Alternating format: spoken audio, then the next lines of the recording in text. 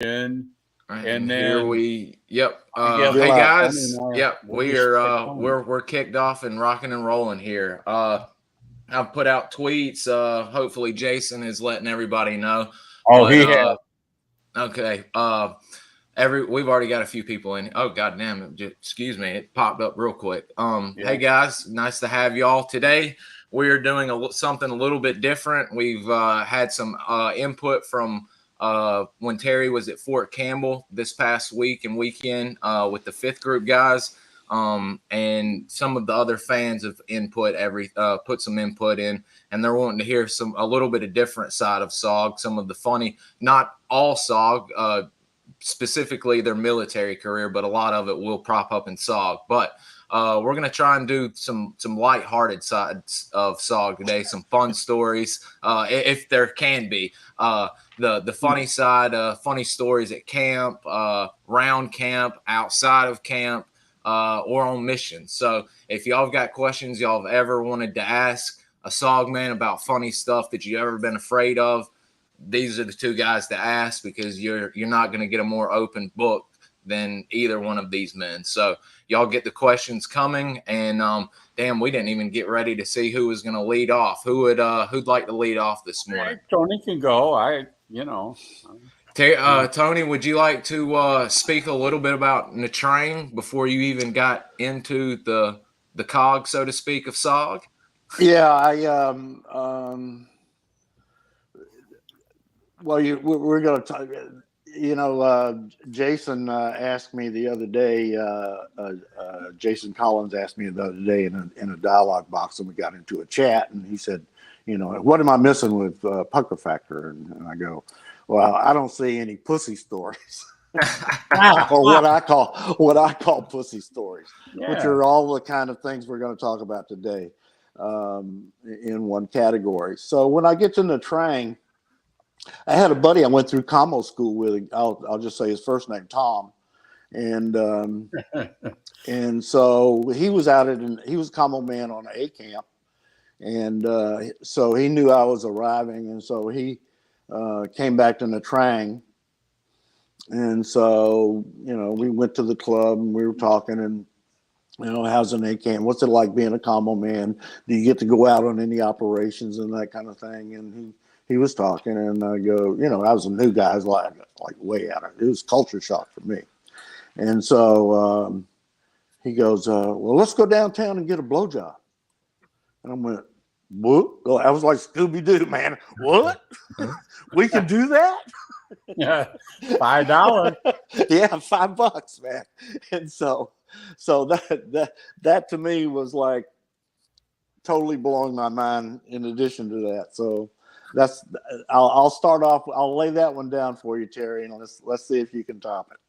The whores always wanted to be paid. We had two different kinds of money. You had American money, and you had MPC, which military payment certificates, and they always wanted to be paid in MPCs because it was worth more than their piastres. Right. And the funny thing was, a couple of times a year, the Army would come in and do I don't know. Do you remember what they called that, Tony? They did a money switch. So they'd come out with they would change the look and the color and the color of the money. The purpose of it was to try to eliminate the black market traffic in currency. So that was always an issue when you'd go to, and I didn't go to town that much because I had girlfriends right there in the camp. But, yeah.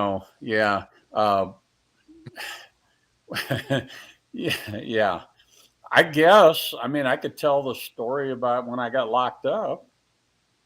Absolutely. So, I'm not going to name him because he's deceased now. And first off, let me go ahead and make a clarification, an editorial note. Some names you'll get a first name, and sometimes you're not going to get a name or anything. I will show photos of the guys, but we're protecting the guilty and as well as the innocent. So there will be some names will be hidden or completely left off editorial. Oh, there's a lot of guilties. Oh yeah. So I was assigned to the yard camp, which was a couple miles down the road from the FOB2. And our company commander decided that starting the first weekend of every month, starting in January of '69, we were going to have what we decided to call a pig party. And I was designated as the chief procurement officer, and my job was to go to town and bring back a couple of truckloads of ladies for the weekend. Well, about 2 months into it, Lieutenant Colonel Apt took over as commander of FOB2. And, well, there I screwed it up already. I shouldn't have mentioned his name. But I'm going to mention one. Whiskey Smith. He instructed me to get a good load, get some nice ones. So I go down there. We had a 1.5 and a 3/4 ton truck. And there were certain places that I would go each month. So we had a 1.5 and a 3/4 ton truck loaded with whores. It's 10 after 6. Curfew is 6 o'clock. You got to remember the MPs hated special forces with a passion. And at this particular time, it was really bad because I don't know all the details, but from the road, you could see a tanker truck out behind our motor pool. And the MPs just knew where it was taken from. And they weren't allowed on our compound because it was a classified compound. So they just set out to get us every time we're in town. So 10 after 6, they get me out of the truck. They decide to arrest me for curfew violation. I mean, how chicken shit do you get? So they haul me in, give me my phone call, and I got a hold of the camp. I said, you need to get a hold of the colonel because they've arrested me. And they come back and they said, he'll be right there. And boy, he comes flying down into town. And this MP lieutenant, second lieutenant, he's got his ass up against the wall so tight. He says, you don't understand. You just threw your career away. This man's on a classified mission on my orders. And you've arrested him for what? Well, he's got 2 truckloads of whores. And the colonel says, who says they're whores? We're on a classified mission, and you got no business messing with them. So he made them give me my gun back and let me go. And that was end of story. So, yeah, that was my big experience with getting arrested. Okay, Tony, you're up. So, me and 2 other guys, actually one of them's a fairly famous SOG guy, went into town. And I don't remember what we were doing, but we ended up, we were next to this off-limits place called the Green Door, which was a house of prostitution. And they probably did other things out of that. That stuff, once you go criminal, you go criminal. Anyway, so we saw the MPs down the street. So I think I was the one with the idea. I said, look, let's go in the Green Door. It's an off-limits place, and make these motherfuckers come in here and arrest us. So we go in, and the 3 of us paid for a blowjob. But we all wanted to do it on the same bed. I mean, sitting on the same edge of the bed. So the 3 of us are lined up on the edge of the bed. God. Getting a blowjob. And the famous Saw guy was in the middle. And he was going, you guys are making me dizzy, let's get a cadence going. Okay. Down, up, down. So then the MPs come in, bust us, take us to jail. And so we had a major that came down and got us out. We call it compound. Some major came down and got us out of jail. And as we were driving back to base, I kept joking around because the green door front was a laundry. And so I kept joking around. Oh, we just wanted to get our laundry done. Ha ha ha ha ha. We were just there to get our laundry done. Got our laundry done. Like that kind of shit all the way back to camp, just fucking around. So we get back to camp, and then the major goes back downtown and starts getting in the MP colonel's ass about fucking with his troops. And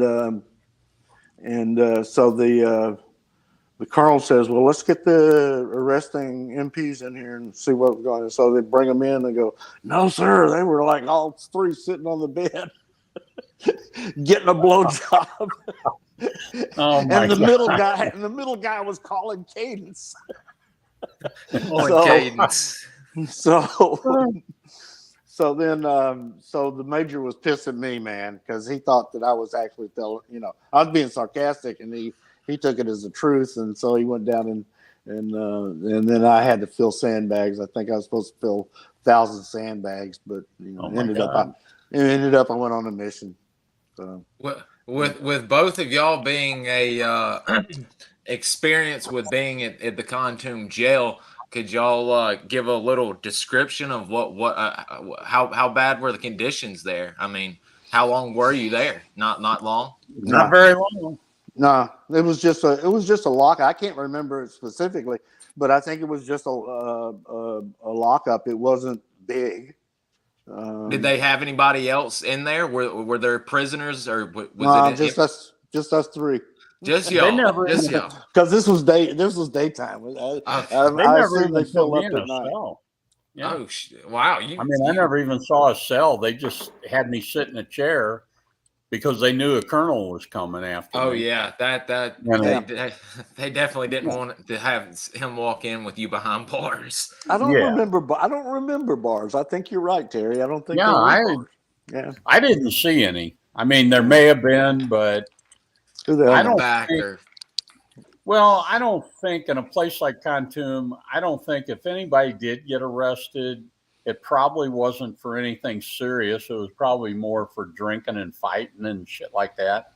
Stealing Jeeps. Yeah. So I wasn't going to go there, but yes, we were accused of stealing Jeeps. Accused, hell, we stole them. I think when I was there, we were authorized a Jeep for the commander, 3/4 ton ambulance, and a 2.5 ton truck. But we had like a tractor trailer. Everybody and his brother had a Jeep. We had the whole fleet. We'd drive them on the compound. They'd paint them black, put embassy numbers on them. Yeah. At least that was the way it was when I was there, So I remember one time they belonged to us. A lot of times when we'd come back off an op, you'd get stand down time, maybe 4 or 5 days or whatever. And a lot of times we'd go to Saigon, to House 10. We'd stay at House 10, and you were well taken care of there, if you know what I mean. And, we'd be out on the street, and one of the places we'd hang out was the Continental Palace Hotel, which, Bud, you got pictures of that in my pictures. And then you'd operate out of there. And that's where all the reporters stayed while they were over there. And House 10, like I say, that was the secret squirrel hideout, we called it. And you can do no wrong. And I mean, I don't know. In today's world, there you go. And we would always sit right there on that bottom left corner, right there. That was our favorite hangout spot. And then we'd we didn't have to go very far to get company because they worked it pretty well. But that was a world-renowned hotel, it turned out. This is funny that this came up because this is where the Force Reconnaissance Lieutenant, retired Colonel Finlayson that we had on. That's where he went and met the CIA guys that were bringing him into the PRU from Force Recon. So very weird that it happened at the Continental as well. Well, I only got to Saigon one time. Really? And that was, when I was back with, when I came with the snakebite team, TDY, we were at Longton. And I think one day we all got to go to Saigon. They trucked us down there. We had civilian clothes. Yeah, man. Wow. I think that's me just to the air. That's me. Damn, I was good. Damn, I was good looking.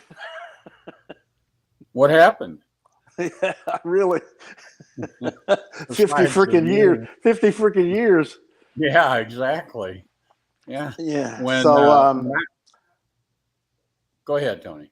So, we had one night in Saigon, and I think Moose Monroe played a prank on me, and we were going in civilian clothes, and he like hid my shoes, and so like all I had was my civilian clothes and jungle boots, and I was like upset about that. So yeah, so I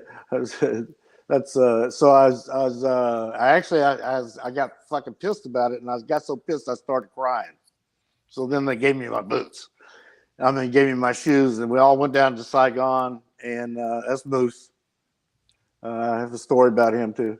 Anyway, Doc, I just realized that's Doc after all these years. I thought that was a Vietnamese, but that's Doc with his sunglasses on. Yeah, Doc. He was. I accused him of photobombing our pictures. I love when he's telling that on there.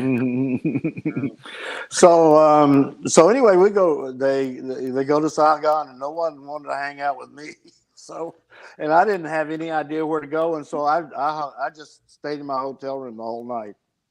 Yeah, I didn't like being in Saigon. I didn't like being in Quan Loy, which was our southern launch site, because they were getting missiles at the air base all the time, and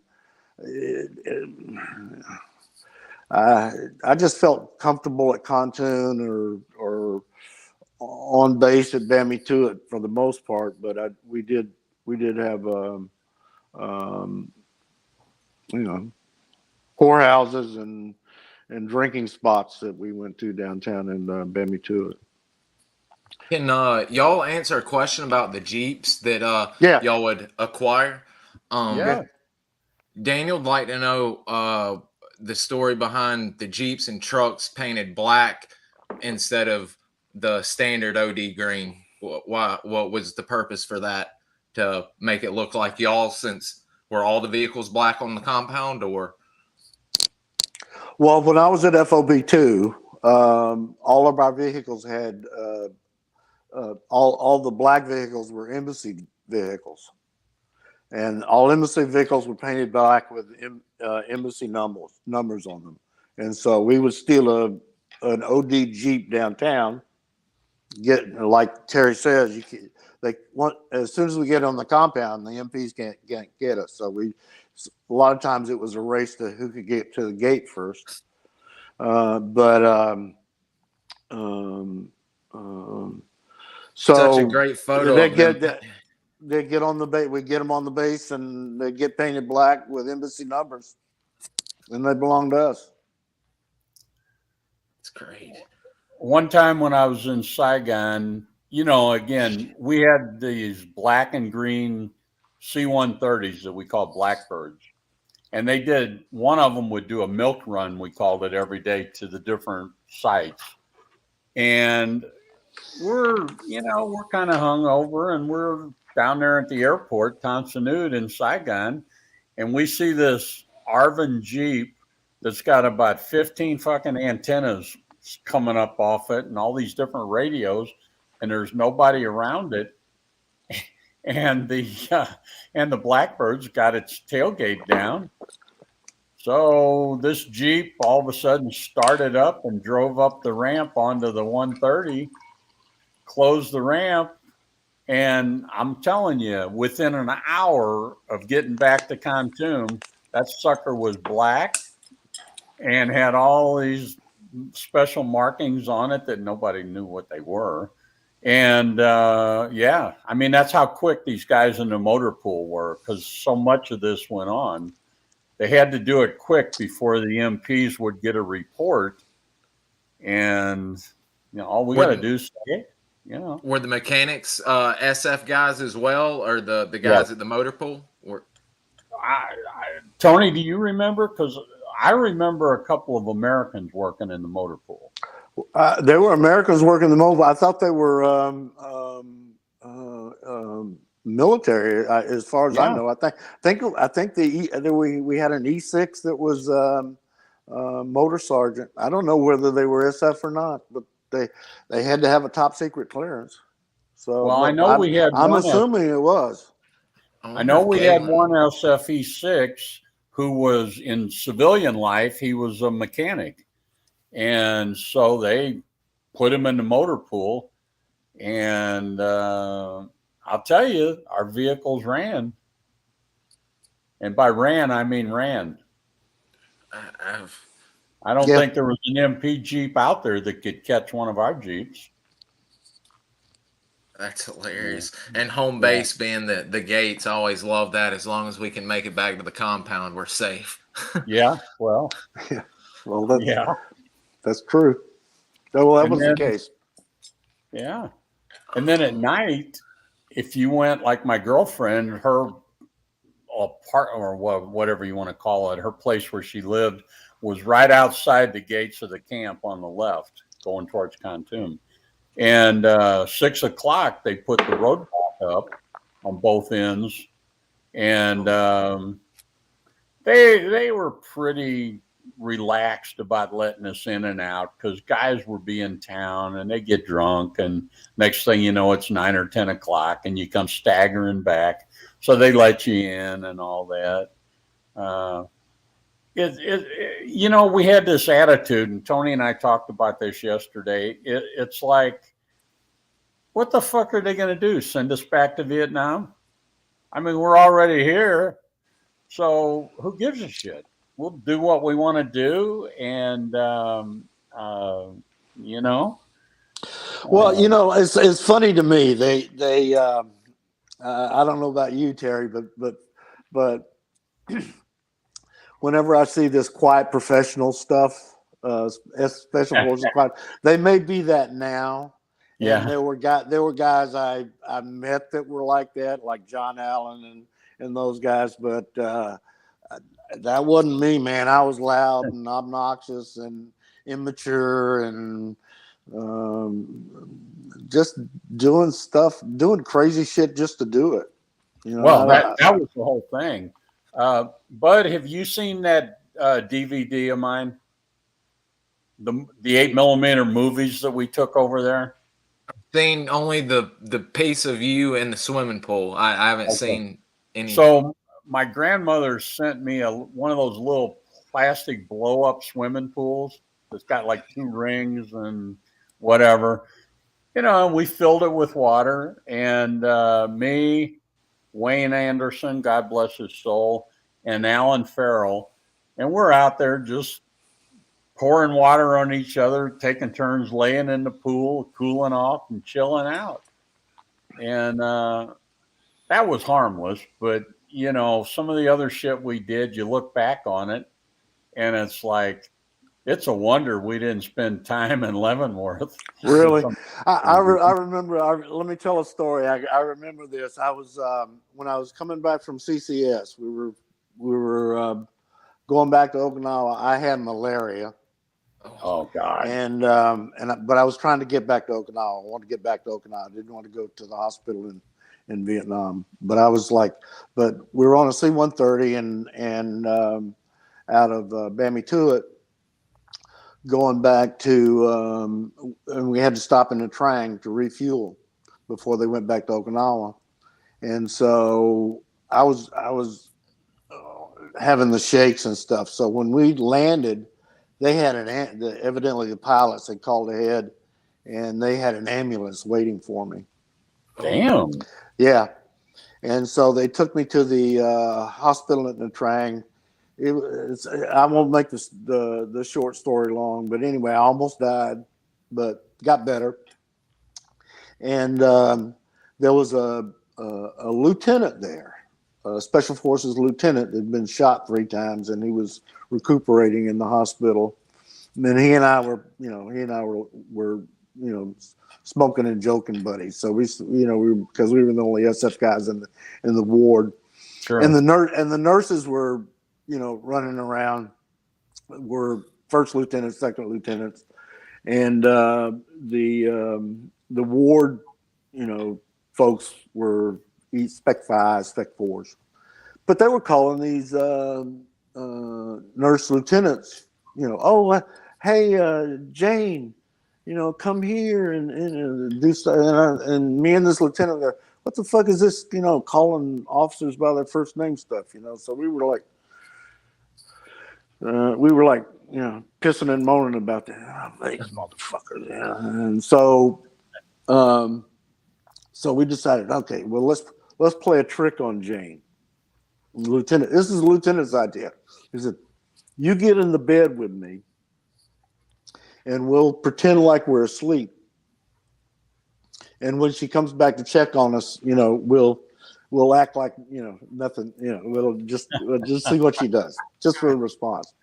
Oh my God. So I get up in his bed, and we pull the fucking sheets over us. And so me and this lieutenant are laying in a hospital bed together, and pretending like we were asleep, and we both went to sleep. Oh my God. Somebody shook me awake, and I look up, and there was a 3-star general standing over me. Oh, so me and this lieutenant are in the bed together, 3 stars standing over me, and I looked up and saw the stars, and I just pulled the fucking sheets over my head and started laughing, and I couldn't stop laughing, and so finally they moved on. But what it was the general was there to inspect the hospital for overcrowding. And me and this lieutenant were freaking laying in the bed together. Oh my God. That was funny. Nothing happened from it, but it was funny. I mean, that kind of stuff. And speaking of, I wanted to show, since you mentioned Mr. Wayne, but Mr. Tony, could you, there's Wayne right there. Rest in peace, Mr. Wayne Anderson.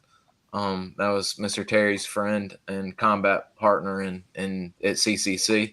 Mr. Terry, could you didn't Mr. Bob come across an ambulance, or did he end up getting one back on base or something? You're talking about Barnes? Yeah. Oh, well, when they pulled me off of Team Iowa. And put me, I kept running through one.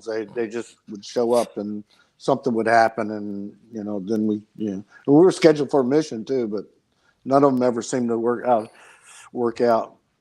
But, and then, so they put me with Barnes as his 1-1, which is a good thing for me.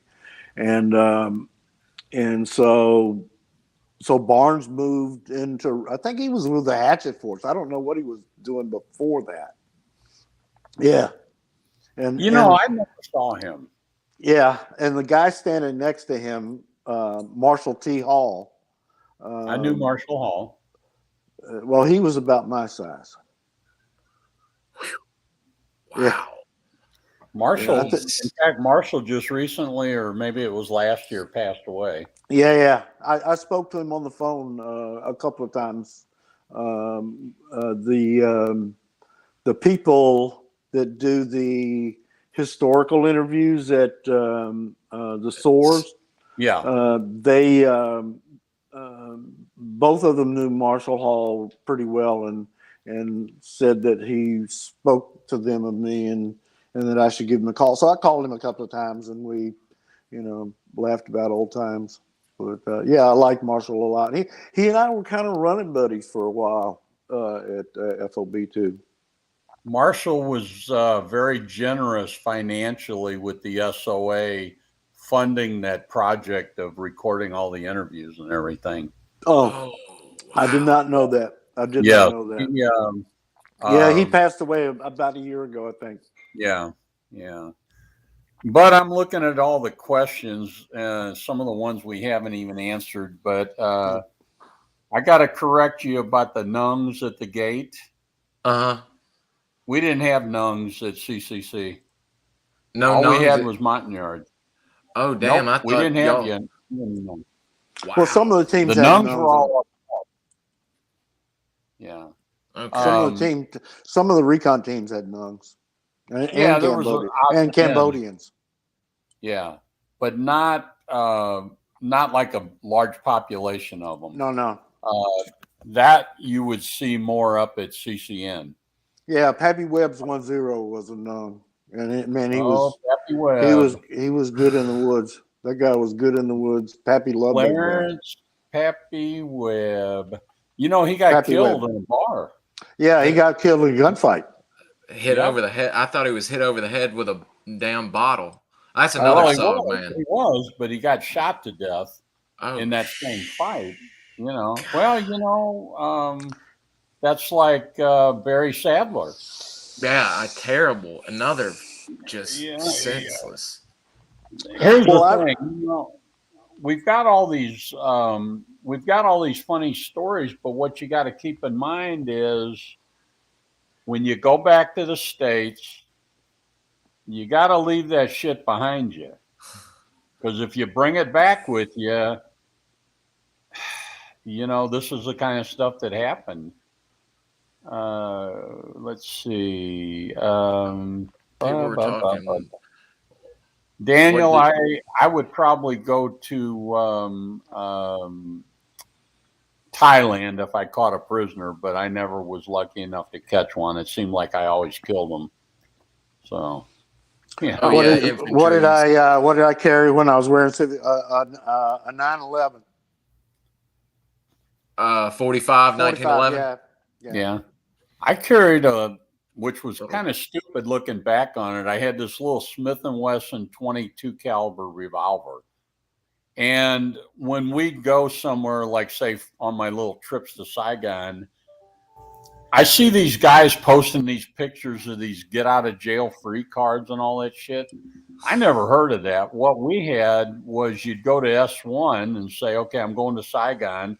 I need the authorization to carry a pistol in my civilian clothes. And they'd actually type up a form that you would carry. It's a paper form. It was not like a card or anything like that. And I never had a problem. I never shot anybody either. But what I learned, Tony, is in Saigon, it was a dangerous place to be. One of the old lifers taught me this. He said, the first time I was going to go to Saigon, he says, look, he says, you're going to get down there and there's going to be all these whores and all these street vendors selling shit and that. And there's certain bars that are basically reserved for SF guys, but sometimes non-SF guys go in there. So if you want to go in and clear the bar, he said, you go to one of these street vendors and either buy these little non-poisonous snakes or these little birds. You make sure you're drunk. You go in the bar, sit down at the bar, order a drink, and then take this bird or the snake and bite the head off and spit it out on the bar. And anybody that's not SF knows what's going, or that is SF knows what's going on. The rest of the bar empties out. Did you ever do that? Yeah.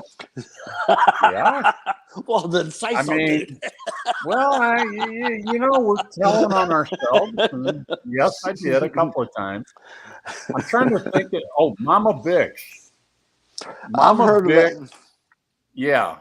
She was this old Vietnamese woman that, for whatever reason, was in love with SF guys. And so Mama Bix was like the unofficial hangout place for SF guys when they're in Saigon. And she had no problem seeing you take a leg and throw them out the door into the street. It is what it is. And I'm trying to figure this one out. Irish Rebels asking, did CISO make a transmitter that looked like a monkey turd? I never heard of one. They did make some that looked like I forgot what kind of turds, but yes, later, like in 70, and when as it got going on and all of that into the weird technology days, yeah, they had transmitters that looked like turds they dropped on the that I've seen pictures of, at least from Frank Greco, but I don't know if it was monkey or not. I think it was elephant, but those were the sensors that would pick up traffic along the trail. Mm-hmm. And then they had some that looked like bushes or whatever. And, what I like to think about is somebody made that decision to do that in a meeting. Yeah. There was a meeting about that turd transmitter. the turd and the bush. It's like, let's make one that looks like a big pile of shit. Somebody said, okay, let's make it like a turd. That was a brainstorming session. That sounds like an idea that would come from somebody like Shriver. You know, I never met the guy. I just heard stories about him. As a matter of fact, he got killed right after right before I got to Bambi to it. Okay. On the snakebite mission. Did you ever run into the rock apes? I saw a gibbon once and an elephant.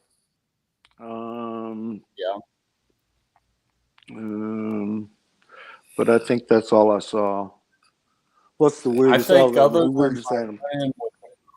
other than my run-in with the cobra, the time we went into Cambodia, we're busting through the bamboo, and lo and behold, here's this mama elephant and her baby. Uh-oh. I know. It didn't end well. She attacked. I mean, what are you going to do? You've got to do, yeah. God, and it was sad. It was sad. But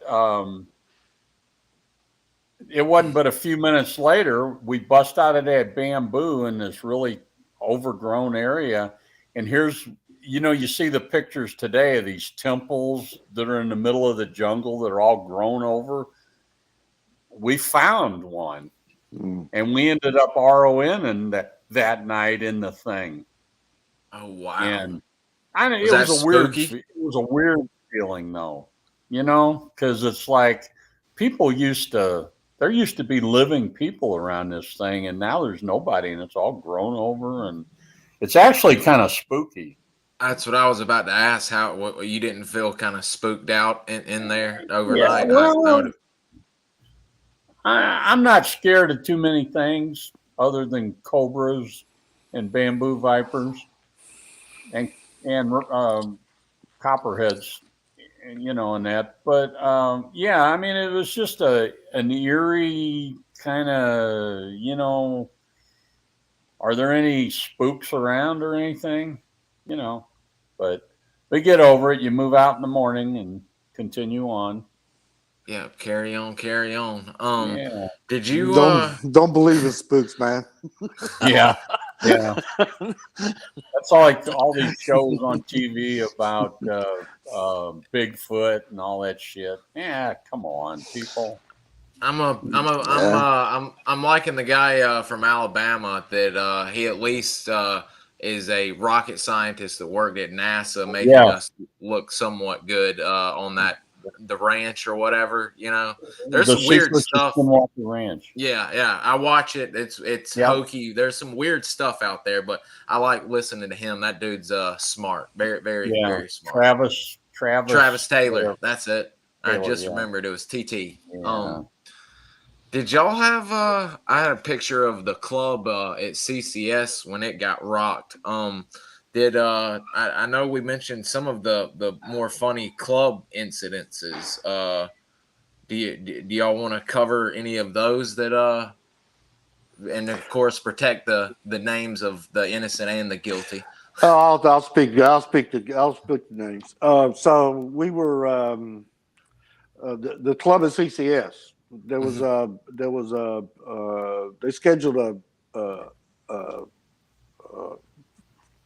a floor show, and and they typically Vietnamese band with managed by usually some American or some Chinese guy, or and so they would show up and they would do go-go dancing and play. I think every Vietnamese band knew Wooly Bully, so you're going to get Wooly Bully at least once during the night.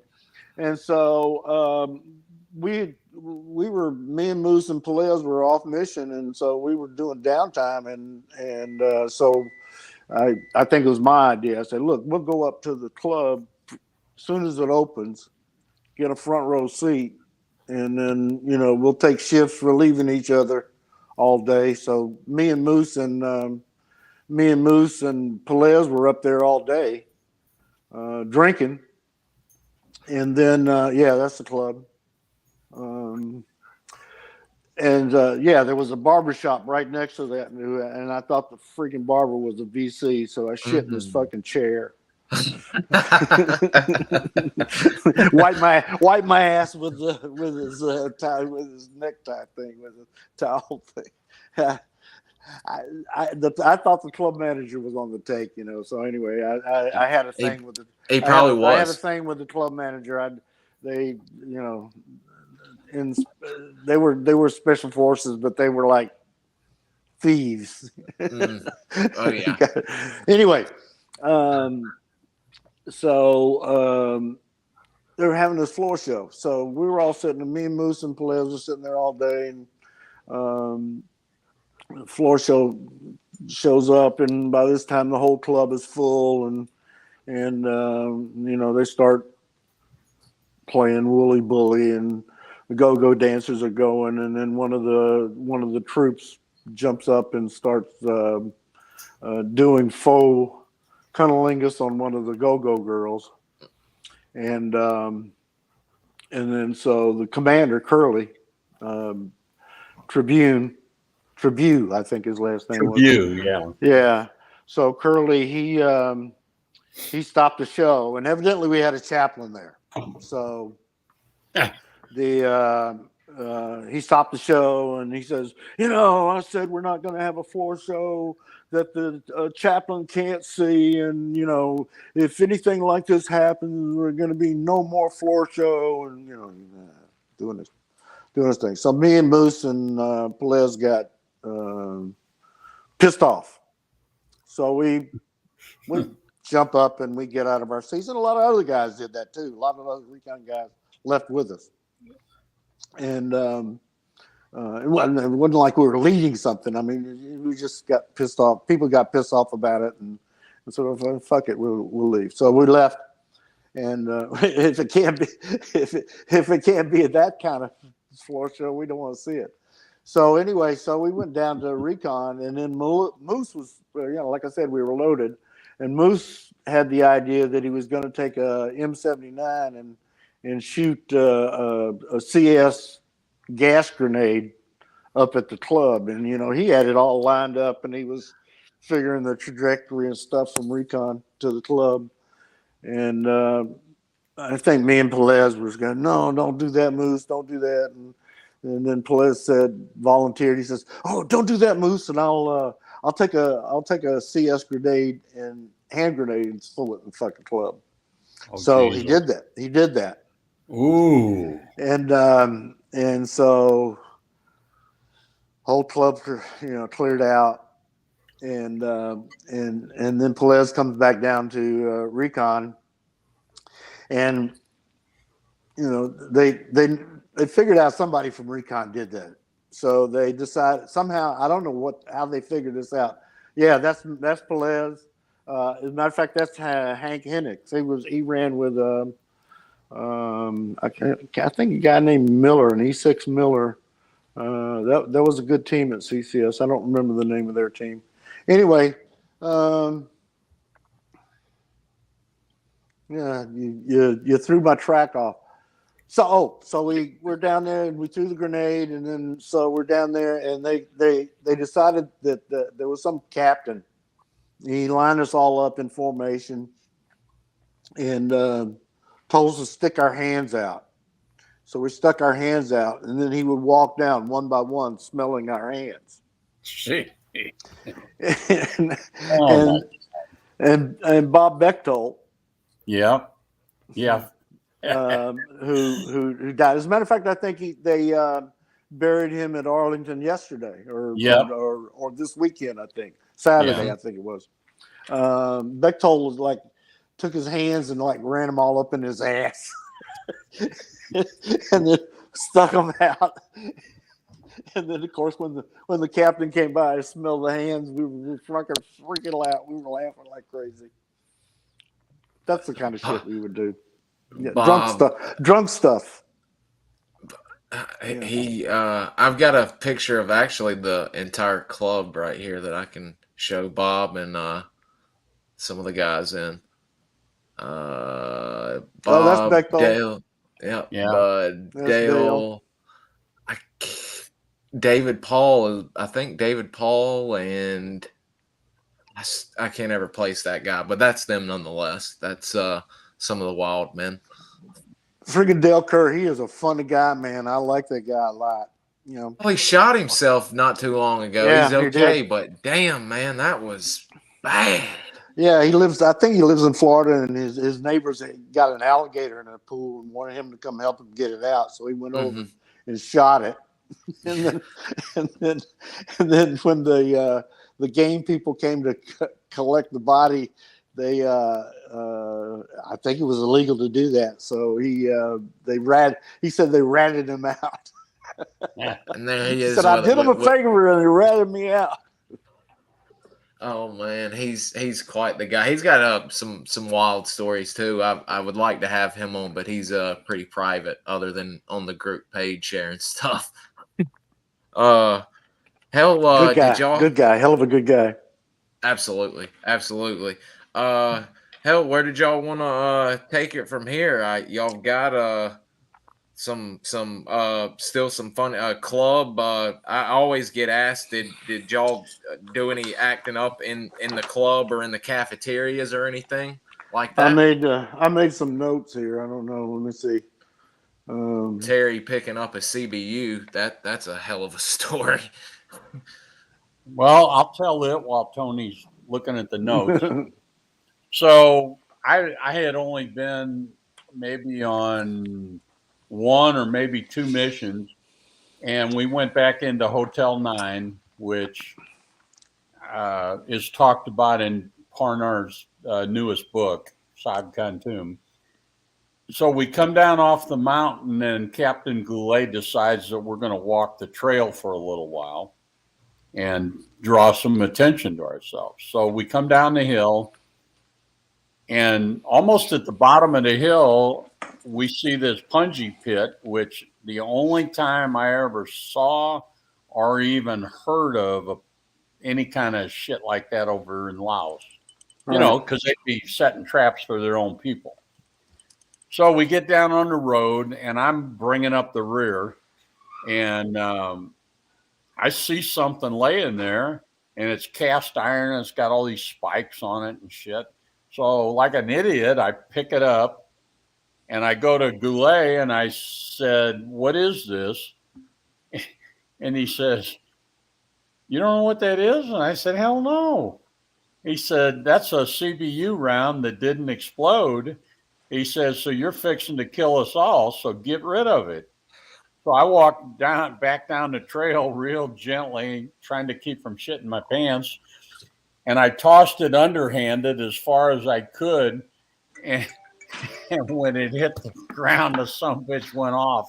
And it's like, that scared me so bad. And it taught me the lesson. Don't be picking shit up out there, because you don't know what you're going to pick up. Right. You know? And What's Jason wanting to hear about? Negligent discharges? Or Um, accidental discharges, like in a club, somebody firing rounds Oh, off. yeah. yeah. Well, Tony's got a great one of that well, one, actually. I shot Pelez's toe off, man. What? Yeah, yeah. It was. We were. We were CCS, so it was a Cambodia mission. We were in heavy jungle. We kind of thought we had trackers, and so we started zigzagging east and west, and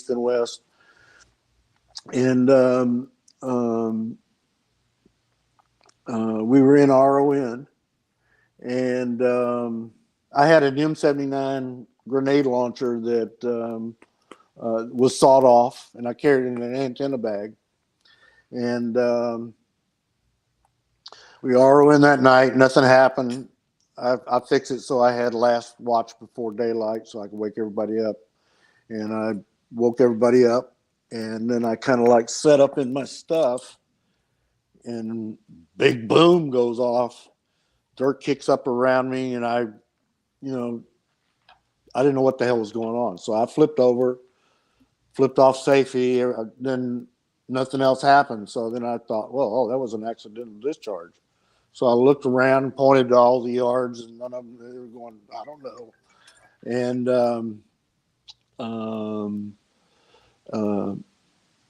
I looked to my right, and Pelez is flopping around on the ground like a fish, and I looked down in his toe, and I had a canister round as the round in the chamber.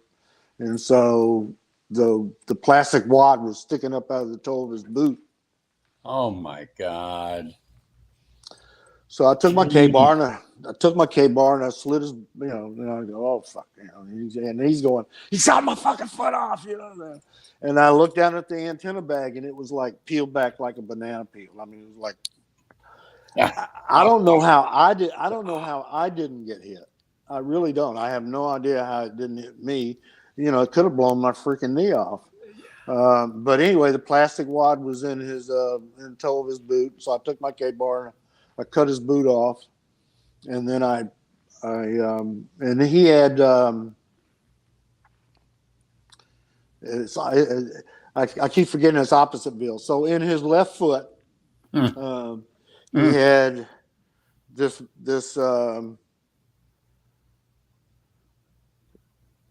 the index toe was hanging on by a thread, and this next toe had one of the rounds had gone through it, but it was still viable. And then he had a shot that was on the top of his foot, and that was pretty much it, which I thought was freaking lucky, for all of us. But anyway, so I was so I took my my K-bar, and I just that toe that was hanging on by a thread, I just fucking cut that off, and then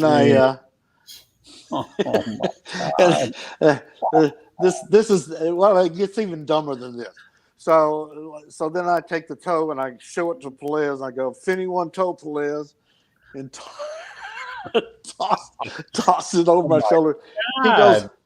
He goes white as a piece of paper into shock.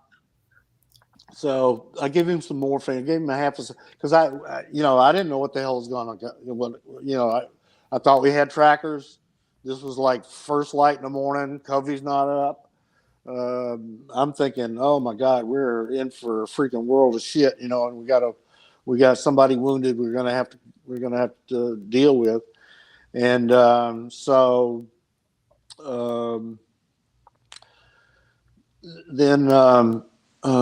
I gave him half a syringe of morphine. Then he got high, as you well know. You've had the morphine shot. Yeah. Anyway, he got high and started goofing around. And that was pissing me off. When I saw him at SOAR 2019, he says, all I remember about it was that you were fucking pissed off at me. And I said, well, after I gave you the morphine, you started freaking around, like goofing around. And I'm going, we're in the deep shit here. Something's going to happen. Anyway, we'll get Covey up, and they led us to an LZ. Threw him on the LZ. I carried him to the. I had a hard time getting him to give up his weapon and his backpack. Backpack was easy, but his weapon, he didn't want to give that up, and he didn't want me to carry him, so he started hopping along, and his maps and shit are falling out of his pockets and stuff. So no, we're carrying you, man. We're going to the LZ. It's 100 meters from here. We got to go. So I put him in a fireman's carry. Had his bad leg, like aiming. He said, "Don't hit it on any trees." So I had his leg, and I was aiming his leg going through the woods, and but I could hear his head bonking against the trees and behind me. But yeah, accidental discharge. The only one I ever even heard about was one of the guys I went over there with. I've said it before. Everybody goes into town because you get your 1911. Everybody goes to town and buys some kind of either a shoulder holster or a Western quick draw rig to carry the gun in or whatever. And this guy bought a shoulder holster rig. And the dumbass, normally you carry a 1911 cocked and locked. So all you got to do is squeeze the damn thing on the back and pull the trigger. And he was practicing quick draw, cocked and locked. And the bullet went in his hip and came out his knee, and he ended up losing his whole leg over the deal. But I never heard of any, like, Tony's, that's hilarious, but I never heard. It used to be funny. The story is, a comedy of errors on my part. Right. Right. But I would tell it as a funny story. But but then I actually saw Pelez at the 2019 SOAR. And he showed me the foot. I've got pictures of the foot you sent me. Yeah. What had happened is they had to amputate his middle toe got gangrene, so they had to amputate that as well. Wow. So he's got a toe. So he says he has a hell of a time wearing flip flops. It'd be damn near impossible, to be honest with you. Yeah.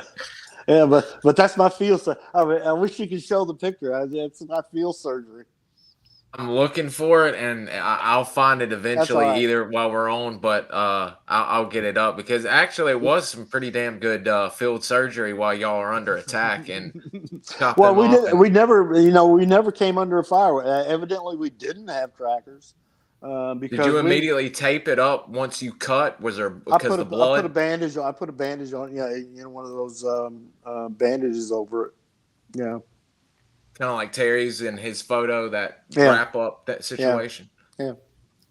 I think everybody that's listening to these stories, and we're having fun telling them, if you can't tell stories on yourself, then go do something else. But you got to keep in mind that with the stress of combat and all the other stuff that we've done, there's got to be some humor in it. And, Well,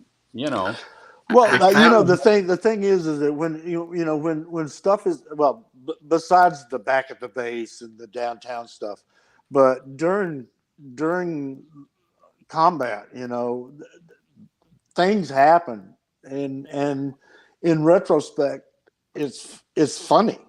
But at the time, it's not, somebody goes, "Oh, I'm hit," and he's got a bullet through his shirt and didn't actually get hit.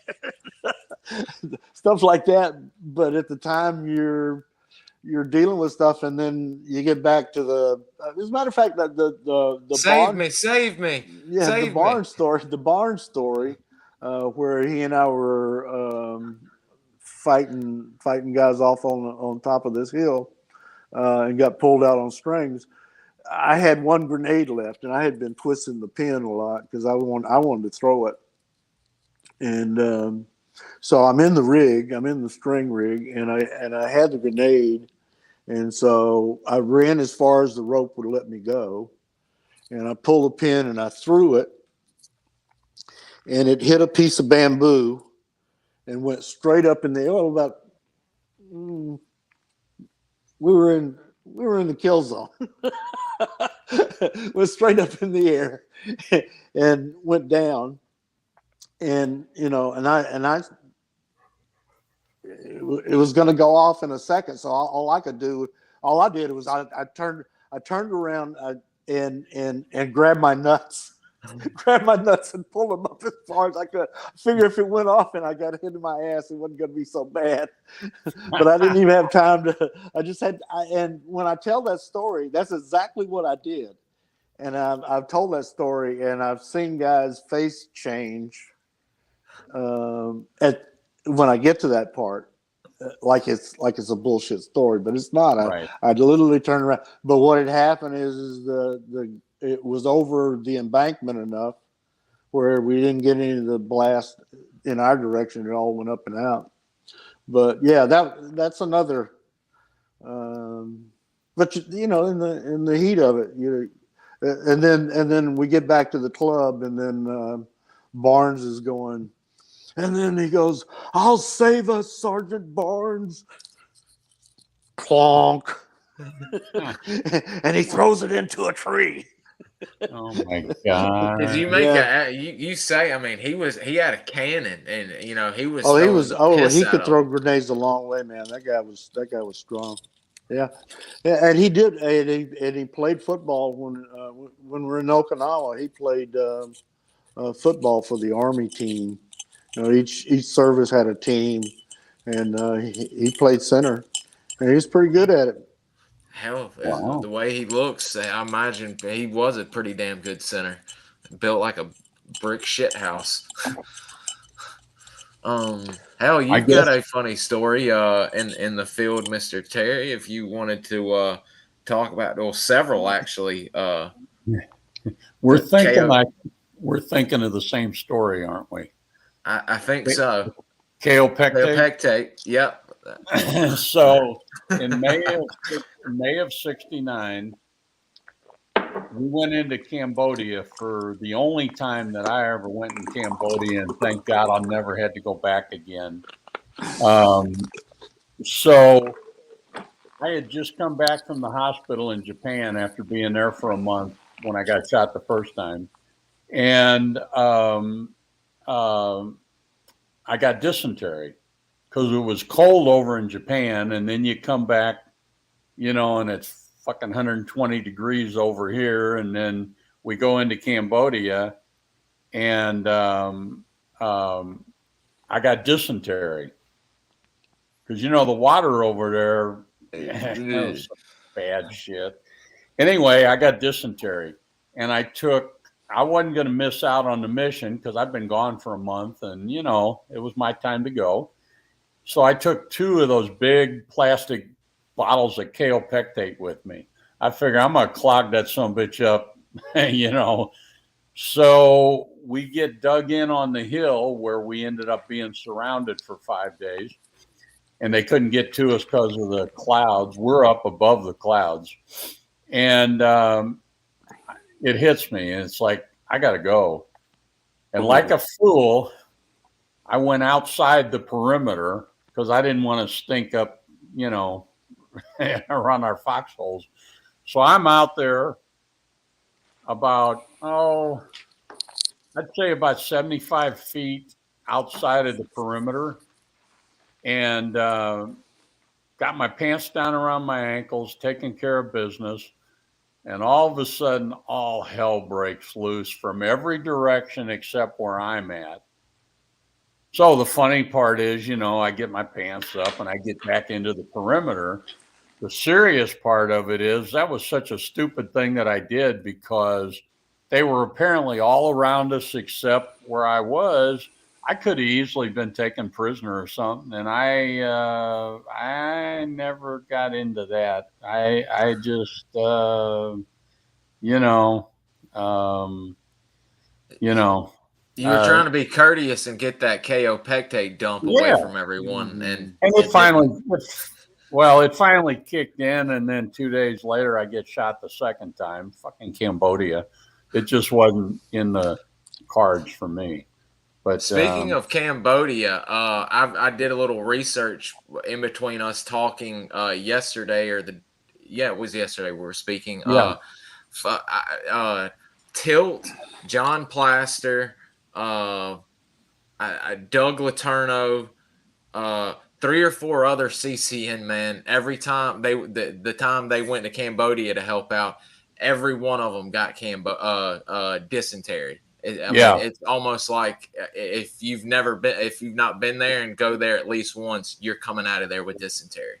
the water was like sewer water, you know. Just the stream. I mean, everything was just dirty as hell. Just yeah, yeah. Water was always an issue. When you run low or run out, you got to find it, and usually you get a covey to help you find it, and then he'll lead you to it. But that's wherever there's water, I always thought there was a lot of danger, and they need it too. Yeah. Yeah, exactly. We've got a few questions, and if y'all'd like to, it's not a funny story, but the jerk is asking, did either of you guys get into fist fights with anybody? Fuck yeah. Hell yeah.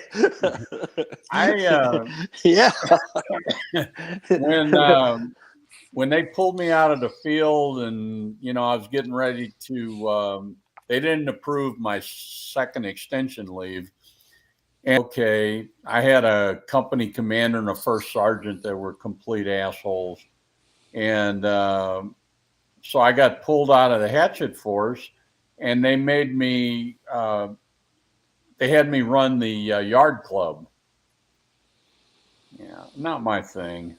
But we were having a problem with probably people like Tony, a bunch of recon guys that couldn't hold their liquor, and they're over there getting their yards all drunked up. And then there was fights and all that shit.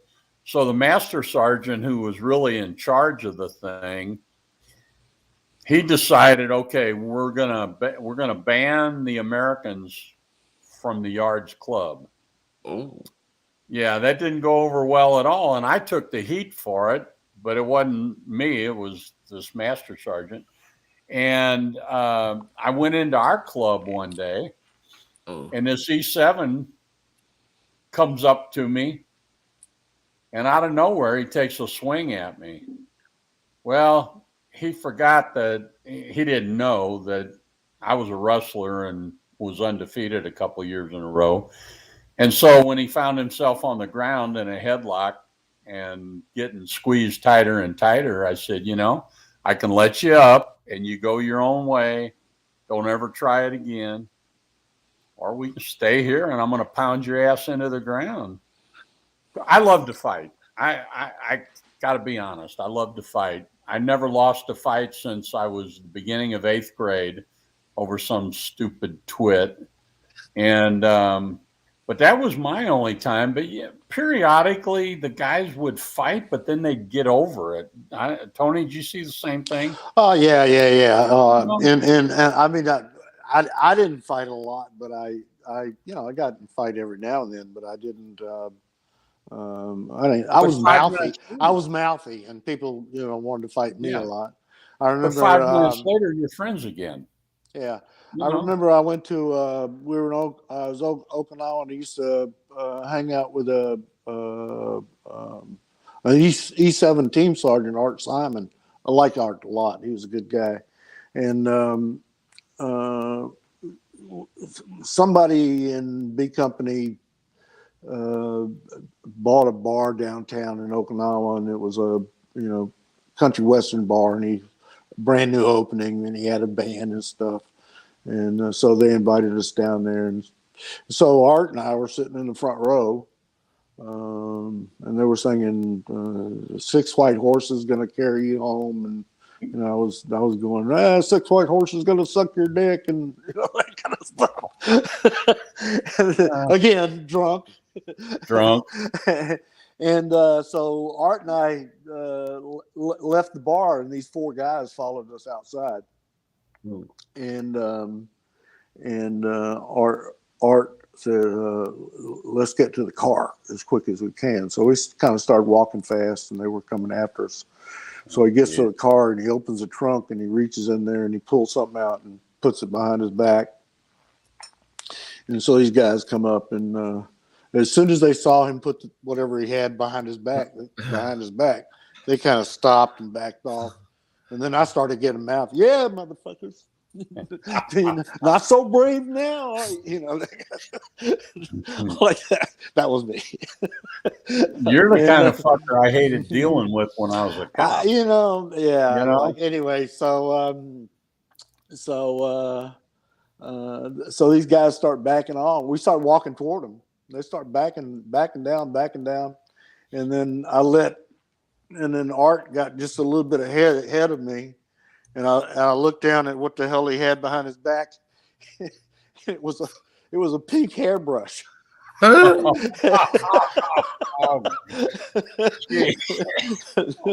then I suddenly wasn't so mouthy. There's 2 good questions right here. Well, since we're real quick, Tony Irish wants to know: are you wearing yard bracelets today? I'm wearing yard bracelets, but they're recent.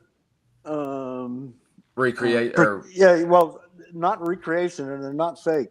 Some friends of mine, I somehow misplaced and lost mine. Over the years, and I have some my neighbors go to Vietnam a lot as tourists, and they were going to Kontum, believe it or not, going to Kontum for Tet. And hey, which really sounds weird to me. Anyway, I asked them to if they'd give me mount yard bracelets, and so they went to the local tribe. Evidently, they have a local tribe there that is kind of a tourist stop attraction kind of thing. Yeah, and to see how the villagers live and that kind of thing. And they brought me back mount yard bracelets, and I've been wearing them since. Yeah, I really appreciate them doing that, because they're really meaningful to me. They're not from the period, but they do comfort me in some way. I mean, they're still made by the relatives of the people y'all ran with, the yards y'all ran with. More than likely, yeah. So, this is another interesting one. I'd be interested, and I don't think this is SOG wide, maybe military wide for both of you. Who do you think the baddest dude around, and why? I'll answer, but I'm not a SOG guy or a military guy. From CCC, I heard the 2 men you did not want to mess around with were Mike Shepard and Bob Howard. Both of them would beat you into oblivion. That's my 2 answers. I was going to say Howard. Any could you give a little example, both of y'all, on with Howard? Did you see an example? I can't because I can't say that I knew him, but I can't say we were friends or buddies. We didn't pal around or anything. I just knew his story, and it's like, when you got 14 Purple Hearts and 2 DSCs and a Medal of Honor coming and all this stuff. I got an interesting after Tony finishes up. You'll love about Bob. It's actually him saving Mike Shepard's life. I'll let Mr. Tony finish. But Bob wasn't. Yeah, I don't think he thought of himself as a badass. No, he didn't. I never ran with him. I would have loved to gone with him on any kind of mission. It would have been my great honor, but he didn't come across as a badass. I mean, I'm trying to think. He was a badass, but he didn't come across. Unassuming and did not look for it. Very unassuming. Unassuming is a good word for. To meet him, He was just laid back, soft spoken. He knew what he was talking about. And you wanted to listen. You wanted to hear more. I mean, he helped me when I first got there decide what weapon I wanted to carry. Cause, he's like, Swedish K, you'll bring it back. Grease gun, you'll bring it back. Thompson, you'll bring it back. Just take your M16 and be happy. And I ended up with some of those other weapons as trade goods, but I only used them down on the range, Well, we talked about this yesterday, kind of when we were trying to set this thing up, and he when you were there and I was there, he was working in the supply room, right? Because he was awaiting whether or not he was going to get the Medal of Honor or not. And so when I was there, he didn't run any missions as far as I know. But he was like really helpful. You go into the supply room and say, I want to draw some stuff for mission. You go, what target you going on? And I'd say, Hotel 9 was a famous one. I never went on that one, but going to Hotel 9 or whatever your mission target was, and he'd go, oh, okay, you better take an extra canteen of water and a little more ammo there, because you might, it's hard to find water, and it's a hot area. That kind of stuff, helpful hints, always willing to help. If you wanted a silenced 22 pistol, he would give you one. It was good. That's like Lou DeSeta, same way. DeSeta, yeah, I always butcher names. He was the same way. He got a SOG knife from Bob, and to finish up on Bob being a no mess around guy, Mike Shepard had been at Doc Siang, and a officer that did not help them on an operation get wounded people off the helicopter and all of that. Met him, didn't help him, but was around, put himself in for a Silver Star. He got it. Mike Shepard found out and said, if I ever see you again, coward, I'll effectively end you in no certain terms. So a week or so later, Mike's at the bar. Bob is still running the bar at this point in time, because he mentioned Big Bob.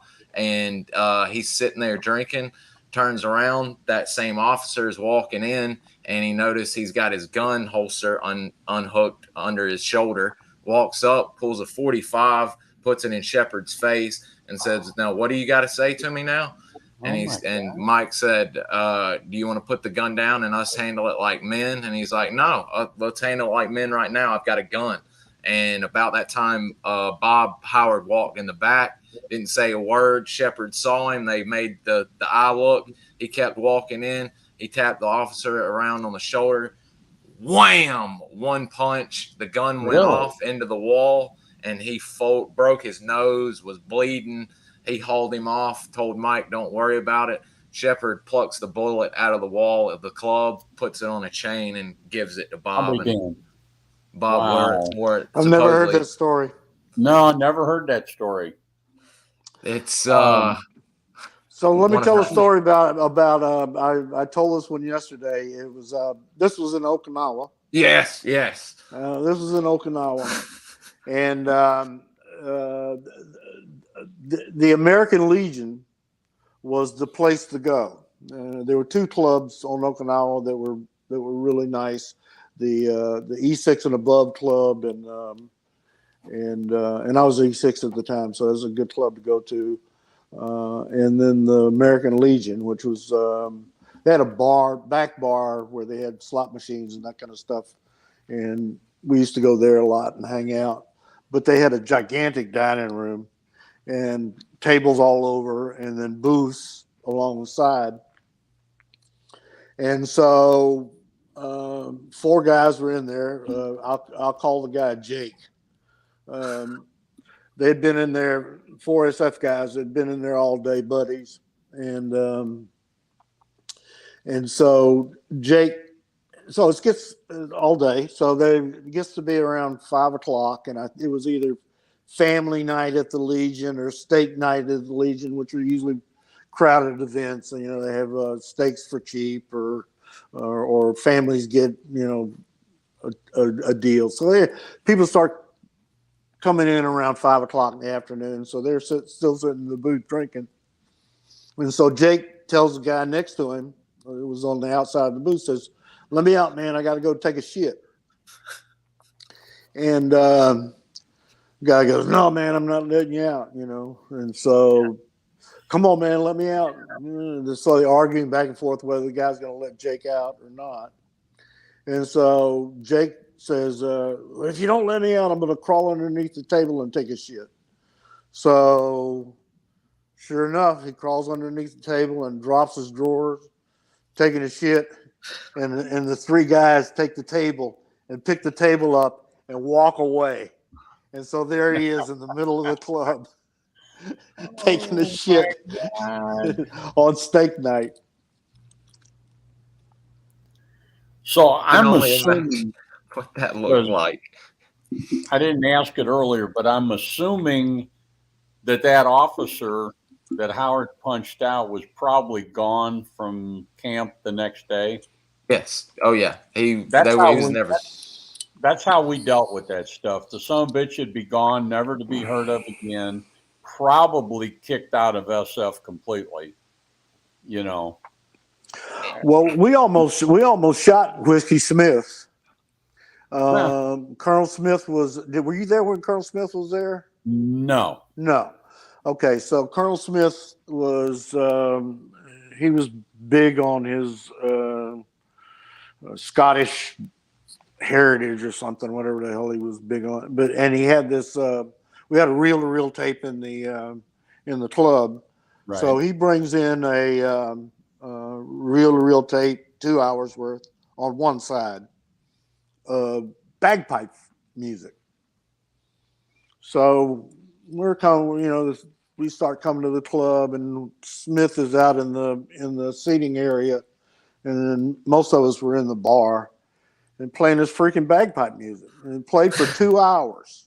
Oh my God! Ooh. Played for 2 hours, and we're like rolling our eyes. And then it was an E6 in charge of the club. I can't remember his name, but anyway, so after 2 hours, E6 throws on country western music, which is to me just like freaking bagpipe music. but it was different. Sorry, I couldn't resist that. But anyway, bar manager takes that tape off and puts on country western music. Is playing that, so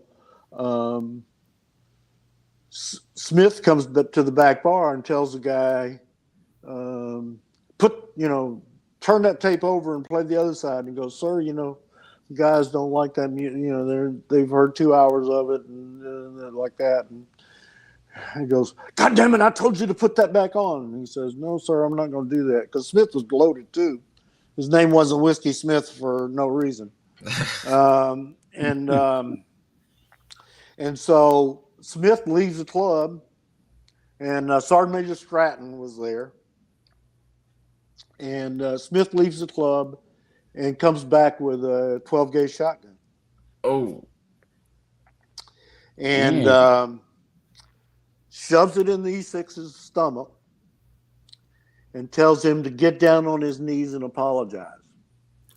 And this was the time this was after FOB-4 had been hit, and so we're all carrying weapons at the time. And everybody in the bar pulled out their pistols and drew down on Smith. Yeah. And if he had pulled the trigger on the E6, that son bitch was gone, because we were all going to shoot. Yeah. Damn. Yep. You could hear him. Hear the safeties going off. Yeah. And then after that, I don't know what happened. I think I went on a mission or something, and I came back and Smith was gone.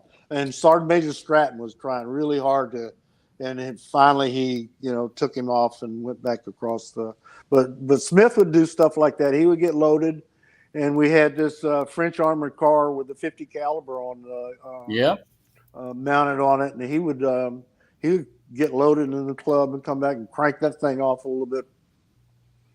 You know, we actually had 2 of those armored cars, and people don't seem to know about it, but we had one at the yard camp also, and you got pictures in my pictures I sent you. 007. Mm-hmm. I guess they were number 1 and number 2. But y'all were gonna block or Lionel Penn wanted to block the damn trail with 1 or 2 of them one time, and that quickly got scrubbed. Yeah, and it's like, how the hell are you going to get it in there? Well, we'll just take a Chinook, and it's like most of our LZs wouldn't even begin to be able to handle a shit hook, and I don't know where he came up with that idea, but you know, thank God it got scrubbed. Oh shit!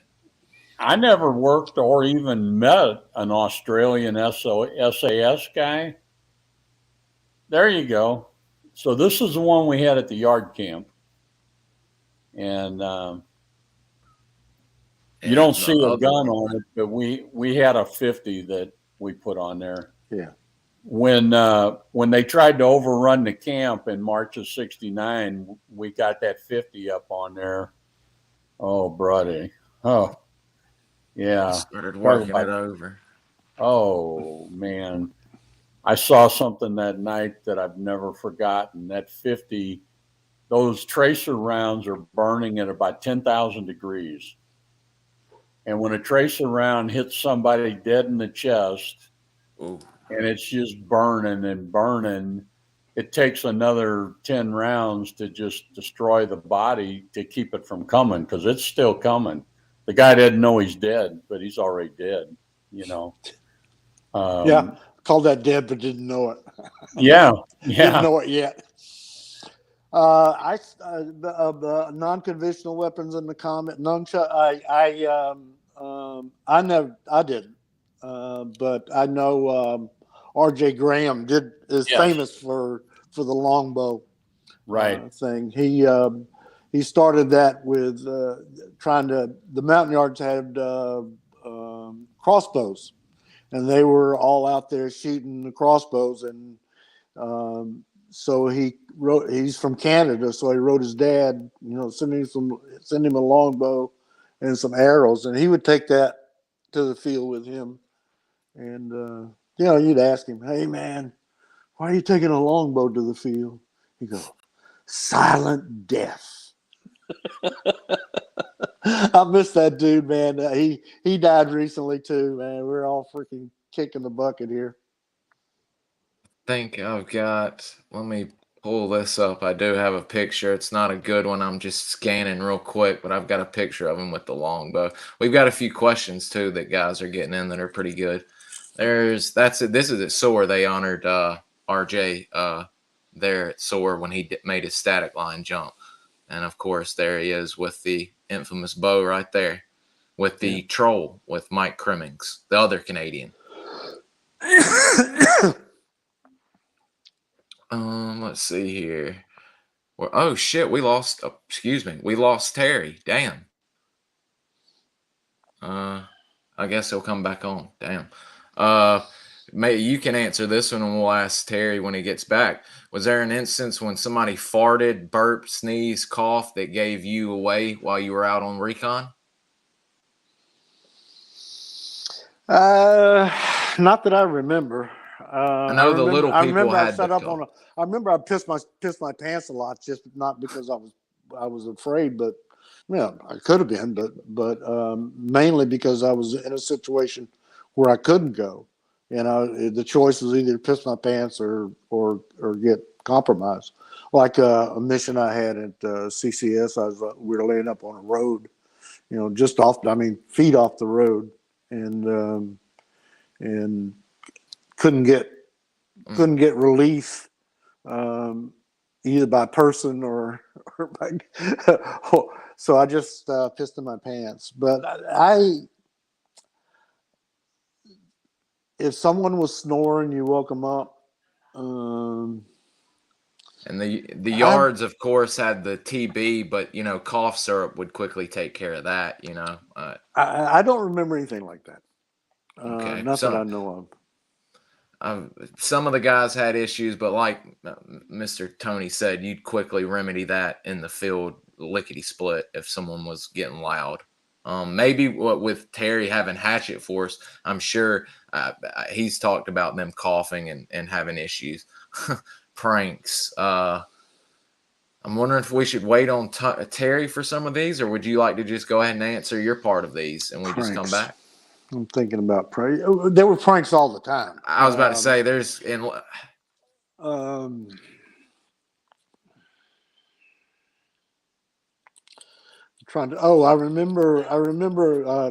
the guy I mentioned before, Art Simon. I remember he and I were at the Legion in the back bar drinking, and we had been there since we got off work. And so he says to me, he says, I'm afraid to go home. And I said, why are you afraid to go home? He said, because I told my wife I wasn't going to do this. I wasn't going to stop at the Legion after work and have drinks. And I'm late, and, I don't know what to do. So he left, and I called his wife, and I said, Art's on his way home. Art's on his way home. And he's been at the club all afternoon drinking.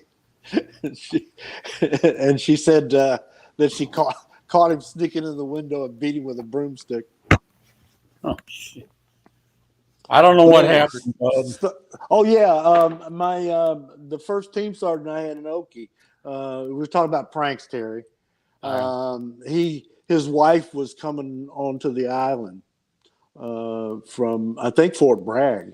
He was a big Danny Kling. He was a big 10th group guy. He and Marshall Hall knew each other too. Hall was a 10th group guy. Anyway, so his wife is coming onto the island, and so we went we broke into Danny Kling's quarters and made it so the light switch wouldn't turn off, and put the bed up against the wall, and oh my God, stuff like that. Stuff like that. That was a prank.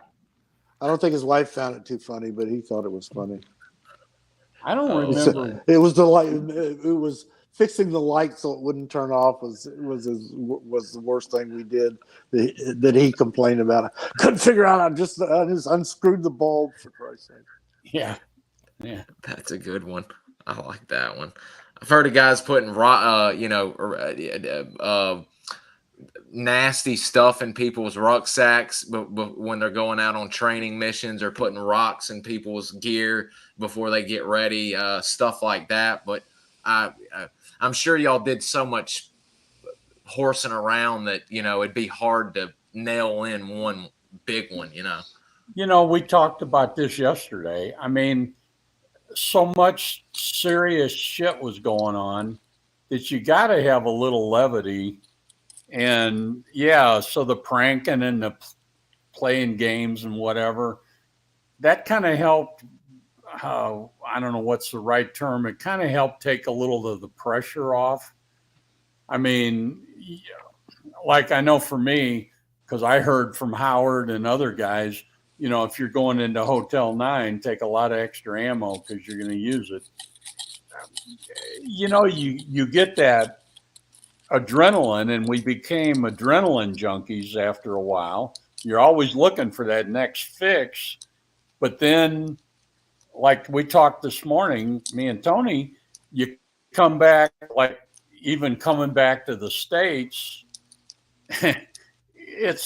you're still looking for that next big high, and it's not there. No. And I think that was the downfall for a lot of guys, because they couldn't handle, I know, and I'll tell on myself, when I came home the last time, I was drinking, I had a brand new Corvette convertible and, pussy magnet, and I was drinking 2 cases of Budweiser a day. 2 cases. And after the 30 days, when it was time to head down to Bragg, I went cold turkey. And I like to die. I wanted to die.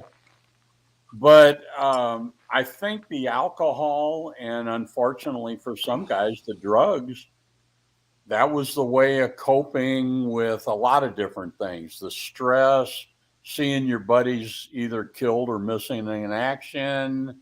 I know I dealt for a long time. Well, I still kind of deal with it. Wayne Anderson, when I came home on extension leave, right about when I was due back, my company went into Oscar 8, which was a CCN AO, but again, trying to help out. And they went into Oscar 8, and Wayne ended up dead. And I was 3 days late getting back to camp because in Seattle at Fort Lewis, there was some fuck up with the plane scheduling and all that stuff. I had no control over it, but by the time I got back to camp, it's like Wayne was my roommate. Where's Wayne? He's gone. And that's what it was like. And that was hard because when Wayne first got to CCC, I broke him in. There's pictures in my album from the yard camp of me and Wayne over in the yards barracks drinking fucking Bami formaldehyde, and that's so Vietnamese beer. Yeah, everybody had their own way of dealing with this shit, but the humor stuff, you had to, otherwise you'd go crazy. I don't know. Okay. Did you? Oh, that's more extracurricular. No, example. I never did that. I know some guys did. Story there. Okay, Bud, look in my pictures in the yard camp directory. Okay. In early March of '69, we'd lost a lot of guys, and we lost a few Americans, but we lost a lot of yards. And Goulet decided that we were going to have a big party, basically to kind of honor the yards and let them know how much we appreciated what they were doing. So over in Vietnam, there was an animal similar to a water buffalo, and it was called a gar, G-A-H-R. I didn't know this was going to happen until the chopper came in with it. But they took a king bee, because the king bees knew where this location was, and they had an M60 mounted. No, it was a 30 cal. And they flew over there you go. So they flew over the estate of the president of South Vietnam, and they shot this thing with a machine gun, dropped down, slung it up real quick. I mean, they had it all well planned out. They brought this thing back, and the head was it had a lot of significance to the yards. They were what they call animists. They worshiped animals and that kind of stuff. But they cut that entire animal up into little pieces like shish kebab. And just everybody spent the day cooking shish kebab. And you can see behind me, you see all the jugs of rice wine. And there's other pictures. And those people I could name. But but flying over the president of South Vietnam's estate and shooting one of his animals. Yeah, there's I don't recognize any Americans there. But if anybody doesn't know, I think the Vietnamese name for rice wine was, what was it, Tony? Nam Pei. Nam Pei.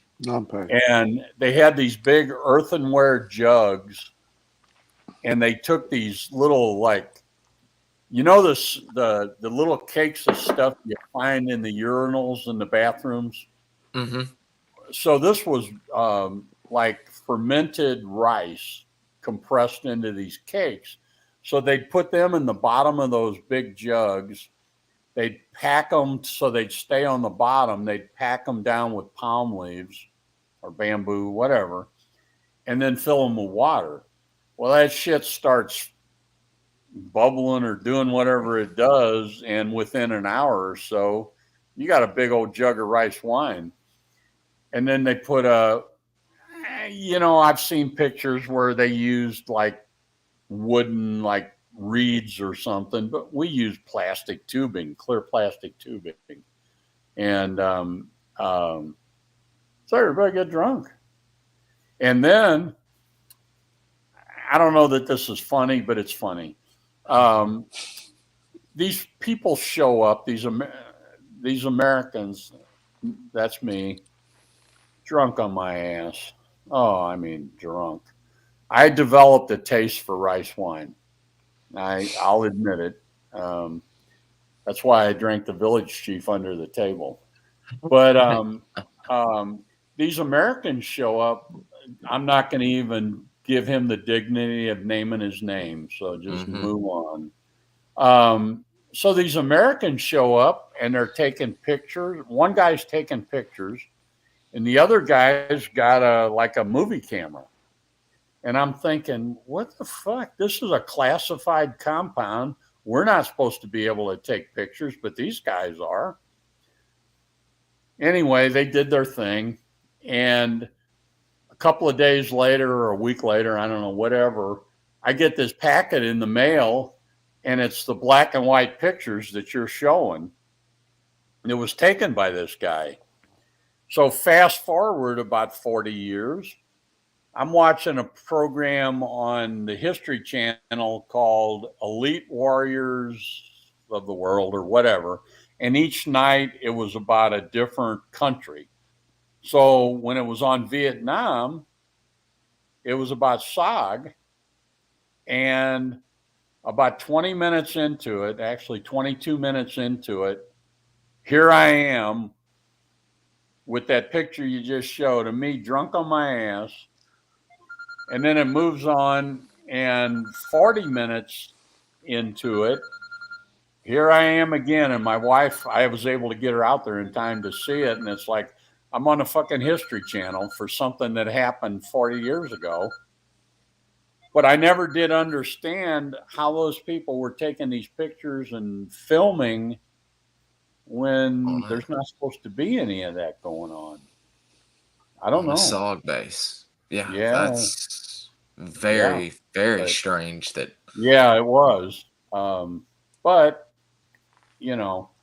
I guess to just come, probably CCS the same way, just to come on the base, you wouldn't necessarily know that it was a classified compound or anything. Because, there's no signs saying classified area or any of that stuff. Very nondescript. I don't know. Well, it was funny when I went back on snakebite. When I went back to, we were talking earlier. You were talking, Terry, about kind of like not being able to relate after you got back home.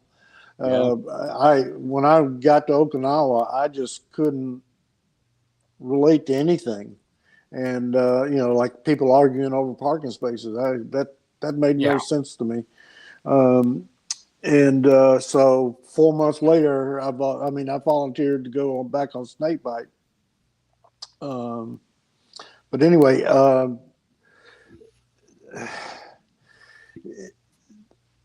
I forgot the freaking point I was going to make. Coming back to Vietnam, that you weren't enjoying life on stateside very much. Well, also, when you're even though you're don't have a high rank, if you're doing recon and that kind of stuff, you were somebody.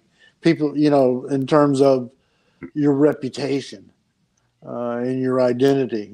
This guy's good in the woods.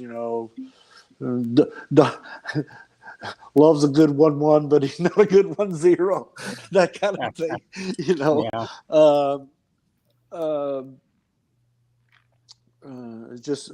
had a good term for it this morning. non-combat euphoria. Post-combat euphoria. Yeah, Yeah, post-combat euphoria. I can't claim to own that term. There's a guy that wrote a book called On Killing, and his name is Dave Grossman, and he knows his stuff, and he talks about that in terms of a cycle one can get into, and then you might get, it's kind of like the grief thing, the 5 steps of grief. He's got a model about post-traumatic stress disorder and actually killing, and his theory is the closer the proximity, the worse the PTSD, and to the kill, and he talks about post-combat euphoria, and he said a lot of people get stuck in that. I sure am. I still am. I've been looking for that high ever since, and I can't find it. And some people, like you said, some people find it in drugs. Some people find it in drinking. I find it. I had a brother that was an alcoholic after Vietnam, and my mom always blamed it on Vietnam. He was a Marine advisor to a company of South Korean Marines, and he told me a lot of stories that would make your blood curdle. But then South Koreans were tough guys, man. Oh, they were some badass. Some of those stories. They'd rip a guy out of formation and beat the shit out of him in front of the whole company for some absolutely. Yeah, I work with them in Korea. We taught them Halo, and then we went on a field training operation with them, and it was like going to the field with a shitload of Jackie Chans. Man, those guys were bad. Yeah. But I don't know. I guess my hardest thing adjusting is, when they kick me out because of my injuries. So I get out of the Army. What am I going to do? Well, there's not much call for ex-special forces guys, shooters. So I became a cop. Oh. So they make me. No wonder you never smoked any dope. Right. So they make me go to a shrink. And the shrink tells the department, I wouldn't hire him if I was you, because he'd arrest somebody for spitting on the sidewalk. So within the first year, I had more felony arrests than everybody on the department combined. But dealing with my brother being an alcoholic and dealing with drunks all the time, it really, really burned me out on drunks. And I guess over the years, my way of dealing with, I don't have PTSD. I don't believe I have PTSD, but I believe that the 2 reasons I don't have it are, number one, I spent I'm still probably 32 years doing Civil War reenacting. So at least me and my horse are out there shooting guns and simulated battles and whatever. So there's a little bit of that euphoria. And then my leather working and saddle making stuff on the side. I started teaching for the wounded soldiers down at Fort Leonard Wood back in 2012. The commanding general called and, would you be willing to teach a leatherworking class? And I sure. And then in 2014, I got this award from the president, for doing it. And that was a high point. And I'm still, I've still got 2 students, but what I discovered was my way of dealing with all that was to stay busy. Keep your mind occupied and stay busy. Just stuff it down in there. Yeah. Shove the shit back in the can and close the lid. But for me, it doesn't work for everybody. you know. I'm eat up with it. You know, I was listening to a thing on NPR where they were talking about early onset Alzheimer's. People that had this early onset of Alzheimer's, and this guy who was evidently a big macher in Silicon Valley, and he was describing his life, and I was thinking, that sounds a lot like mine. I mean, I'm at home. I don't like being in crowds. I don't like being around people. I'm paranoid as fuck. I will say that's me and the therapist go round and round on that. You know, he says I'm paranoid. I go, no, I'm not. I know people can sneak up on you and do bad shit to you because I've done it. I've done it. Exactly. That's not paranoid. That's knowing. So stuff like that. And then the rest of my time, I have a small house at a nude resort, and I go out there about 3 or 4 days a week, especially during the summer and spring and fall. But that's all I do. And when I'm out there, I pretty much stay away from folks. I sit on my porch and. I agree with you. And I've talked to a lot of the other guys feel the same way. Being around a big crowd, no. I didn't even like being at SOAR. Yeah. Even though I was around people I knew, and I mean, it's like vendors that I didn't know, and and plus it was like the first SOAR I went to was 99, and then the second one was in 2000, and I didn't go again until 2019. But since then, they opened it up to the air folks that supported us, which is fine with me. But it's a completely different thing. And it was like light years difference in those 18 years that you had been. To me, it's like it was crowds of people I don't know. Anyway. I heard something very interesting last week when I was down at Fort Campbell for the 5th Group reunion. We were talking, me and the new colonel and one of the battalion sergeant majors, and we were talking, and he said, you know, there's kind of 3 classes of you guys. There's you old guys. There's the in-between guys that have been there, done that, but they had the black flash. And they're very, very pissed off that they went back to the Vietnam flash because they feel like they should be, you know, still on the, you know, with the black flash. Yeah, and then the tweeners. The young guys who maybe haven't been anywhere, haven't done anything.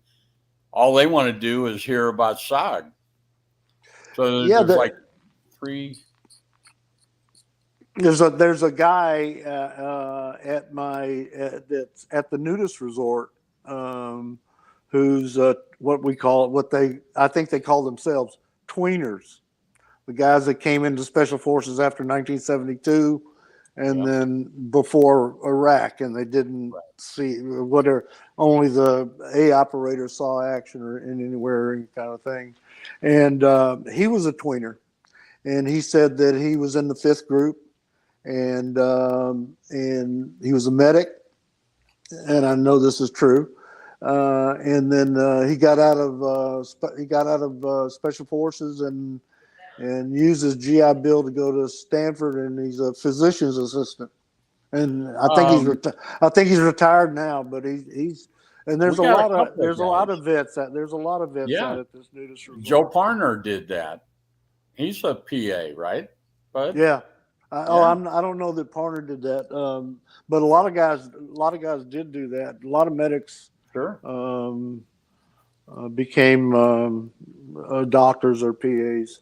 Hell, most of y'all SOG guys ended up being lawyers, doctors. I mean, it's wild to see what all of y'all went into after. You know, I mean, it scales the thing from being CEOs of Fortune 500 companies to running their own business and stuff like that, and all in. Oh yeah, I had a great career. I made a great living running my mouth. You know, I did corporate training, became a leadership expert. Oh, there you go. Yeah, man, I made a good living running my mouth. And thank you, Army. Appreciate that. But I'm trying to figure out this question by the Foolish Ion. Has there been cases of the fifth group and MACVSOG working together? Well, I'm not really sure what he's looking for on that question. I mean, because we were all part of the fifth group. That's what I tried saying, that they were the fifth group. You were attached to fifth group to get into SOG. So, Tony, what do you think about? I'll explain the whole process of getting into SOG, and maybe that'll answer several of these questions that I see on there. I don't know. I know how I did it. But go ahead. So when we got to Nha Trang and it was time, the command sergeant major, Myron J. Bowser was his name. I remember Bowser. Yeah. So he comes in the room and there's 11 of us that went over there together. And he says, I can't tell you anything about it, but there's a super secret project going on that needs bodies. And if you're interested in some heavy activity, raise your hand. And 9 of the 11 of us raised our hands like fools, not knowing what we're getting into, you know. Well, you're man, you did the right thing. And you're invincible. So the other 2 guys leave the room. He says, you guys are going to be sent. They sent us to Da Nang. So we go to Da Nang, and then the sergeant major and the colonel, I forget his name. Tribune, does that sound right? Tribune, Trebue. Yeah, he was. He was the commander of CCS when I was there. I didn't know that he was in. No, he did go to headquarters, though. He did go to headquarters. Maybe he could have been. But anyway, it comes in and says, okay, you guys have volunteered for this secret project, and until you sign the non-disclosure, I can't tell you anything about what you volunteered for. And we're all sitting there like, come on, what is this? And so he whips out these forms and he says, you need to sign this form. It's a non-disclosure that you'll not disclose anything about what you did for 20 years. And if you do, you get 20 years in Leavenworth. And we're all, okay, whatever, you know. And once we sign the forms, he pulls the curtain back and he shows the AO. And he says, this is what we do. And bingo. And then the guys got sent out to CCS or CCC or CCN. I've heard some guys say that they got picked. They got to pick what they wanted to do. I didn't get that choice. When I got to Khartoum, they just said, we need you at the yard camp. What's the yard camp? You know, and you're going to be in Hatchet Force. And what's Hatchet Force? Well, you'll find out when you get up there. Mm-hmm. In other words, don't ask all these questions. Just wait till you get there. And, I mean, that's how we ended up in SOG. Yeah, my story's a little different than that because I did when I got to Nha Trang, they assigned me to Nha Trang. And I was with Area Defense, and we had 3 radio operators, and we were on 12 and off 24, on rotating shifts. Yeah, it was good duty, man. And plus, you're in the Trang, for Christ's sakes. But you know, I'd been to the club, and I saw these freaking SOG guys come in there all the time, and you know, it's kind of like a motorcycle club. You go, you know, those are tough guys, you know, and people said, don't mess with those guys. Don't even talk to them, blah, blah, blah, blah. and they were pretty cliquish and always laughing and having a good time and telling each other bullshit stories and stuff. Yeah. And so I didn't know what they did, but I knew they were involved in something that I wanted to be involved in. And so I went to my lieutenant and asked him if I could transfer to SOG. And he said, if you can find a replacement, you can do that.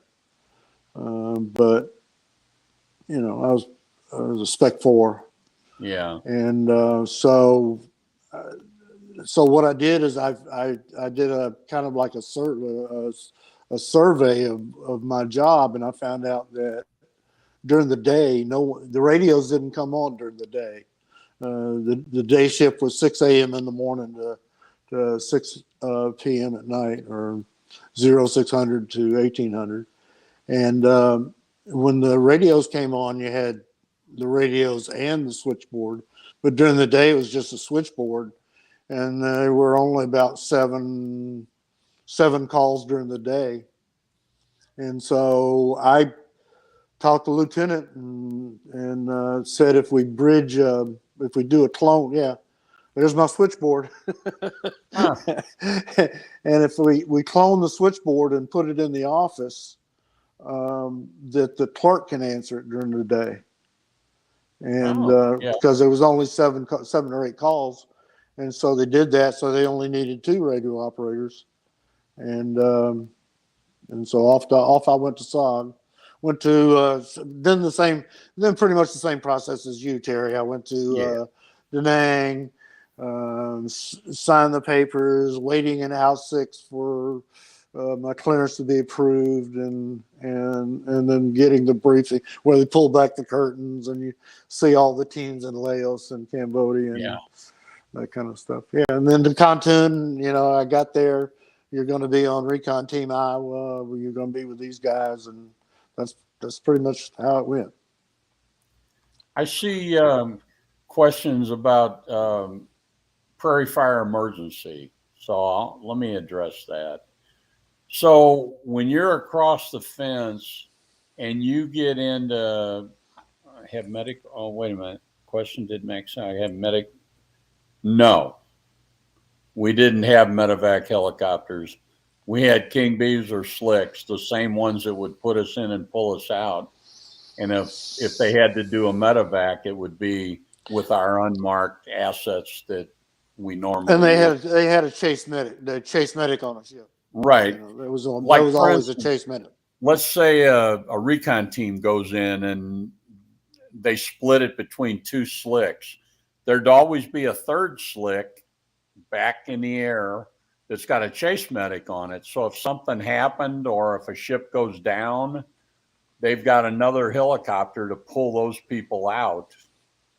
So then once you're in, if you get in, I mean, we're talking badass heavy duty combat, and and it appears that there could be a possibility that you're in danger of being overrun. During the daytime, there was a C-130 flying around up there with a general. And at daytime, he was called Hillsborough, and at night, he was called Moonbeam.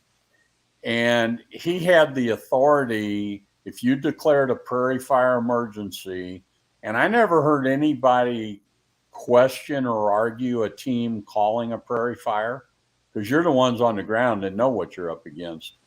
And that general, he had the authority, once he heard the word prairie fire, he had the authority to divert any and all aircraft anywhere, literally anywhere in Southeast Asia, to come to your support.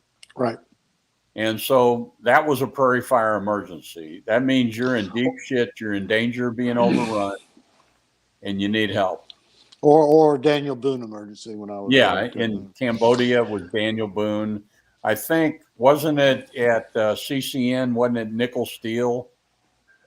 I think it was still prairie fire, but that AO was nickel steel and tally ho. It had all kind of names. I don't know. That was the thing that I had about that freaking book, Dawson's War.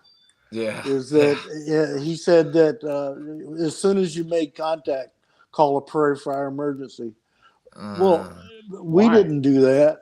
We No. very seldom. I mean, we would never call an emergency on first contact. Never.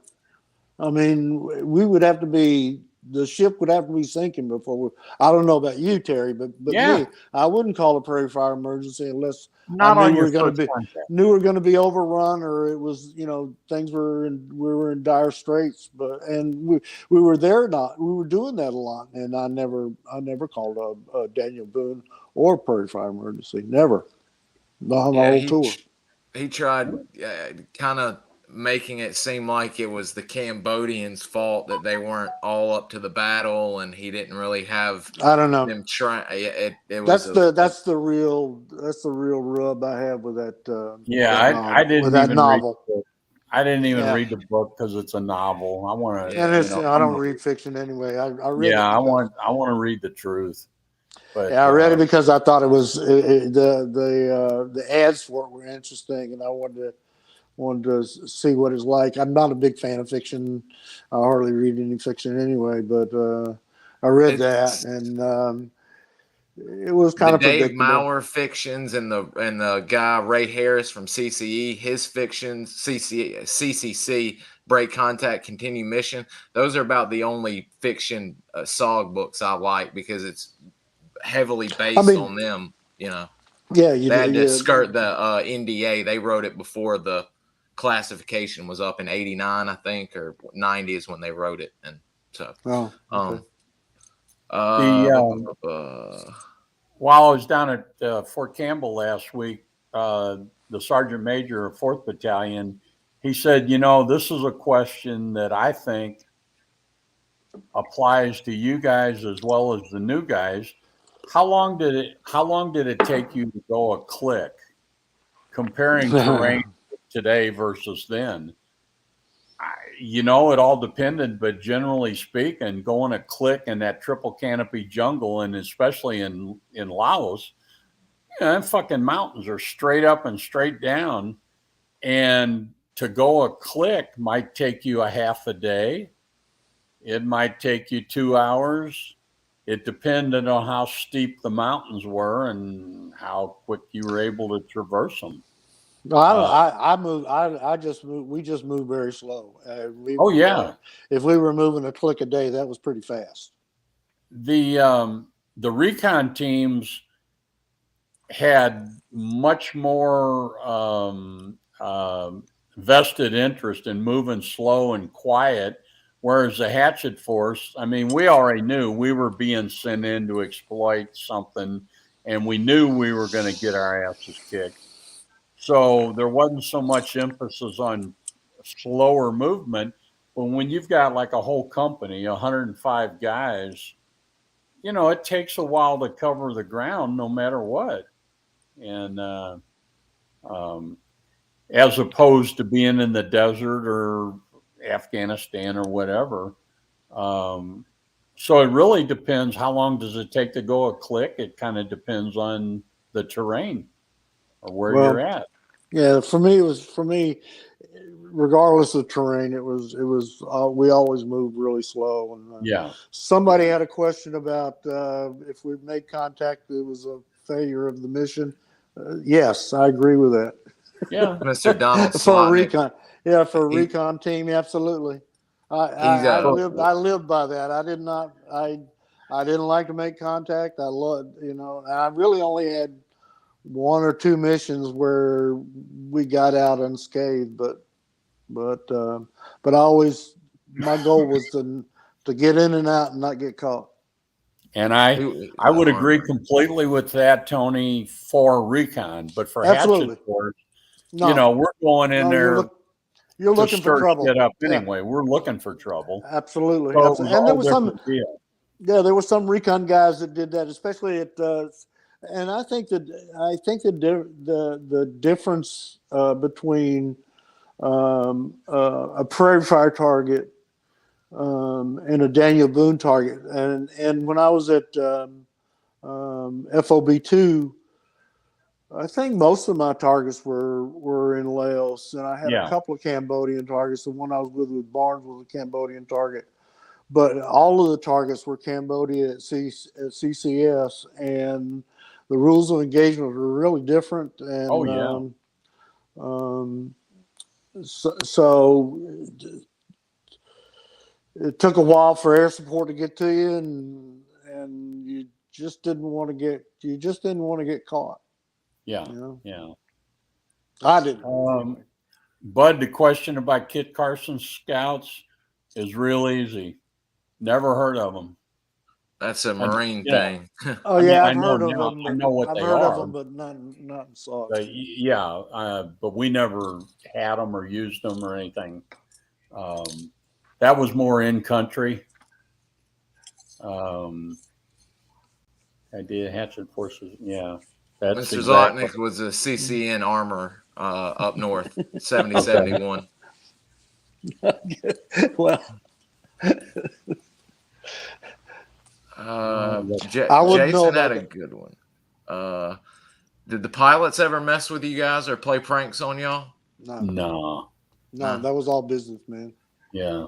Yeah, there were no pranks in the field. There's no fucking around.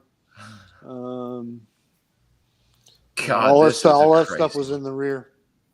You know, and it's interesting because the compartmentalization, like I never knew the name of any pilot that flew for us on a mission.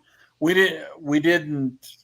Now, some of the pilots would come to the club, and especially they'd hang out with some of the recon guys and whatever, but never knew the name of any of them. And I think maybe the second time I was at SOAR about 7 or 8 years ago, I went to the 20th SOS's hospitality room. Man, you talk about a bunch of drunks. Man, those guys put it away. And I ended up, because I asked this very specific question about an incident that I knew that I witnessed. And that was when the MiG flew up next to the chopper. And this guy, it turned out that he remembered that, and he was my chopper pilot that day. And he introduced himself, but you know, I'm 75 now. I can't remember yesterday who I met. But the pilots staying with y'all, they quickly got those SPAF pilots that they were there for a year that lived with the Recon and Hatchet forces. Yeah. They quickly got them away from y'all. They were a bad influence on y'all. We were a bad influence. Y'all were a bad influence on them. I mean, exactly. Yeah, so it's really funny, but like I was saying yesterday on our planning call, some of the guys that I went over there with, went all through training group with, Glenn Yamura, David Gilmer. Hell, I was over there for 14 months before I see Yamura getting off the chopper with Miller and Hine on the mission where Miller got the Medal of Honor. We were on the roadblock, and they landed in the middle of our perimeter so they could walk off the hill and the NVA wouldn't know what they were doing. And, you know, and that's how compartmentalized it was. Yeah. I don't have that, guys. That's a great book on Frank's military career. Well, I'm sorry. I didn't mean to interrupt. No. I thought you were through. No, you know, Joe Pinard's co-author, Robert Dumont, he knew the Barnes story, the one that's in the book Pontoon. And he put me in touch with the helicopter pilot that pulled us out on strings. Oh wow! And we spoke on the phone for a long time, and he said he got a Distinguished Flying Cross for that, and he said he felt guilty about it because and when I told him, you know, what were you guys doing down there? So I told him the story, and he goes, man, I feel guilty about getting the Distinguished Flying Cross. I said, dude, You know, you stayed up there and hovered. You were the fucking sitting duck for a long time. You deserve it, man. You deserve it. And yeah, I think his last name was Johnson. Yes. Anyway, it was nice to get to speak to him and you know, when I was at CCS, the Green Hornets, we were kind of close to them because we had them all the time. Sure. I don't know about when you were at CCC, Terry. They rotated out the helicopter support about every 3 or 4 months. Yeah, I'm not really sure on the names of the units of the pilots, but we're going to do a podcast sometime with Don Fulton, who was one of our forward air controllers, and me, and we're going to be talking about the differences between what the pilots could see from the air versus what we could see on the ground. I think it'll be kind of interesting. At least it will be to me. We've got actually two SPAF pilots that are gonna. Pete Johnston is gonna come on and do his first show, and then he said he'd be open to speak with any of y'all that have been on before. So, well, cool. Then we could do a triple whammy. You know? Oh yeah, we could load this thing up as many screens it can get on. Because you tell the stories, but you don't think about the differences in terrain and what have you. You know. If you're in triple canopy jungle, you ain't seeing shit unless you're near a clearing. But if you're up in the air, you may have a whole different view. And I always remember the one, I don't even know what team it was, but the story about the Covey pilot calls the 1-0 and says you got about 500 guys coming across the field right towards you from whatever direction, and the guy on the ground and says, we don't see anything, you know. Right. But that's the way it was, you know. Yeah. They asked me down at Fort Campbell, what weapons that we have today would you have loved to have had in SOG? And the only one I could really think of was a GPS.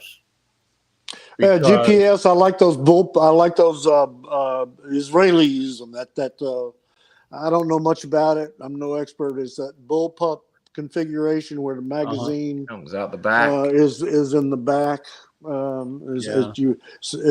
You still have the same length barrel, but the grips and everything are moved up, so it's almost like having a pistol. Yeah, but as far as the technology, like say night vision, drones and all that shit, in triple canopy jungle, that stuff wouldn't have done you a bit of good. Infrared stuff. Yeah. Infrared. Yeah, man. GPS, because in '69, when they figured out that the NVA had a mole in Saigon, they'd go through the routine of your mission briefing and all that shit, and it would be said, okay, you're going in on these coordinates. Well, the NVA already knew those coordinates. They already know you're coming. They know how many of you are coming. So they'd put us in somewhere else. And then once things settle, you call Covey and say, where the hell are we? Because where we are don't look anything at all like the coordinates we were supposed to be. Hang on, I'll give you your real coordinates. And then he'd come back and say, here's where you are. Well, if we had GPS, it'd be so much easier. Okay, we already know where we're at. So, plus I can't read a fucking map, or at least I couldn't then. I was a fucking lousy map reader. Like I said, I was a way better 1-1 than I was a 1. I don't know how many of these young guys today know how to read a map because they use GPS for everything, right? Not many. They did a poll on that, and it is a sad, sad number. My dad, I was forced to learn to read a map on road trips, and I'm glad I did, but my generation has gotten bad about using the phone for everything. Well, topographical map is a whole different animal. Yeah. Mountains and streams and valleys and those topographical maps suck big time. They were made The French. They were made from photographs taken by the French in 1952 and turned into a topographical map. Wow. Well, it might show a mountain, for instance.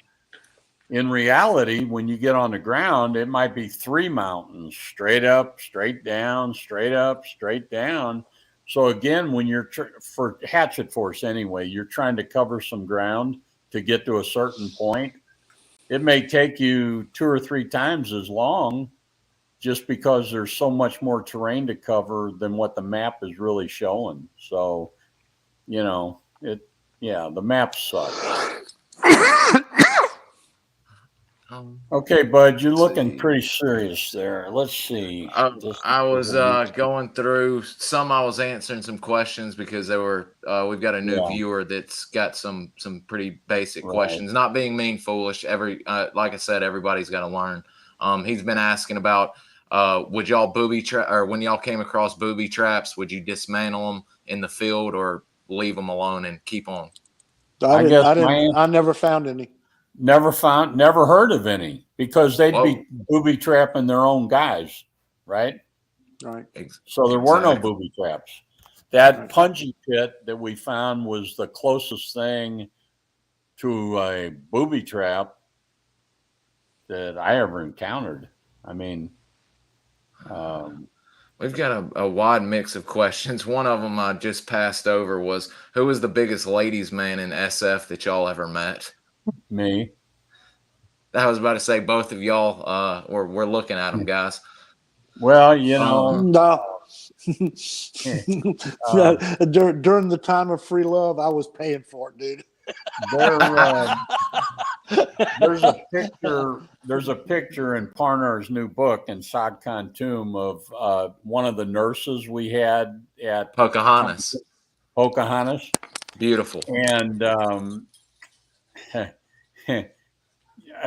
and you gotta keep in mind the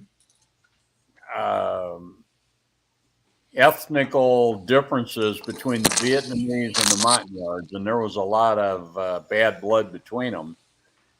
And every time I'd go down to the dispensary to get shots for having the clap, it ended up being her that would give me the shots. And so finally, the 5th time I went for shots, if that tells you anything, she stuck that big old needle in my ass and she twisted it. And she said, "You number 10 GI, you learn, you quit, be bad." In other words, you need to use a little more discretion. And I laugh about it. It was funny, but I guess it was serious that I didn't want to take home some. You'll appreciate this, Tony. So for a week before I left to come home for good, every day I went and got my blood checked to make sure that I didn't have anything. So we get to Nha Trang, and I fell under the influence of a couple old timers, and they're like, "Let's go to town.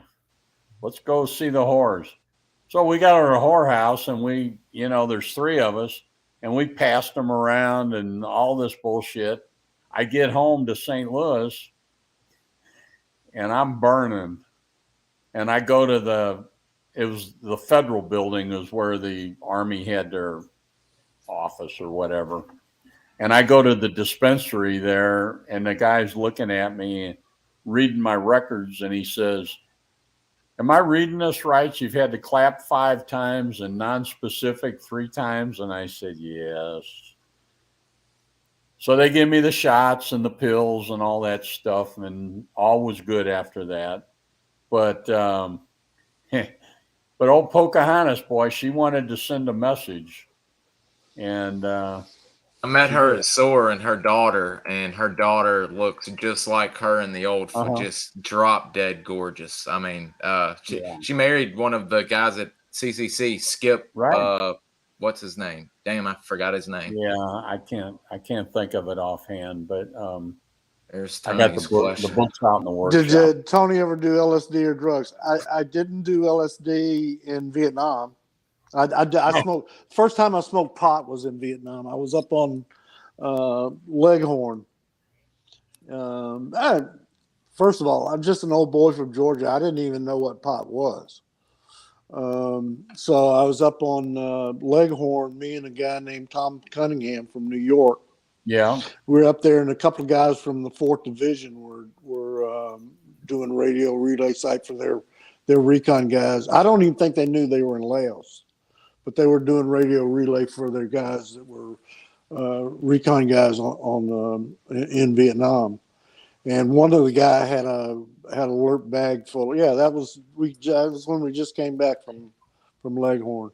One of the guys from the 4th Division had a alert bag full of pot. And so Cunningham came out and asked me, he said, he wants to know, do you smoke? And I go, yeah, I smoke Winston's. Which that's what I smoke. Yeah. And I go, and Cunningham goes, no, man, he wants to know if you smoke pot. I go, well, I never have smoked pot, but we're on a mountain in the middle of Laos. Why not? So, man, as soon as I smoked it, I knew I liked that better than alcohol. It was like, I mean, I didn't continue to smoke it, but it was certainly a different thing. I could feel, but the other stuff, the heroin, the LSD, none of that. I didn't take LSD until like 1994. Damn, that long?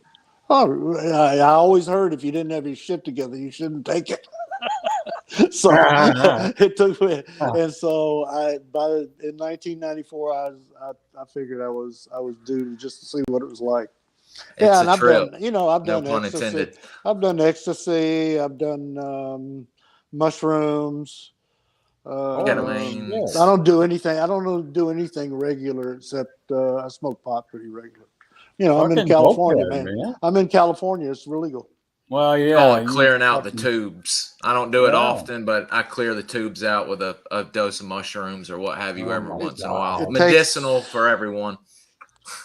Pot takes the edge off of things for me, and then I manage any kind of episodic anxiety stuff with Ativan, but I don't take much of that either. In a minute. But pot, I smoke a lot of pot.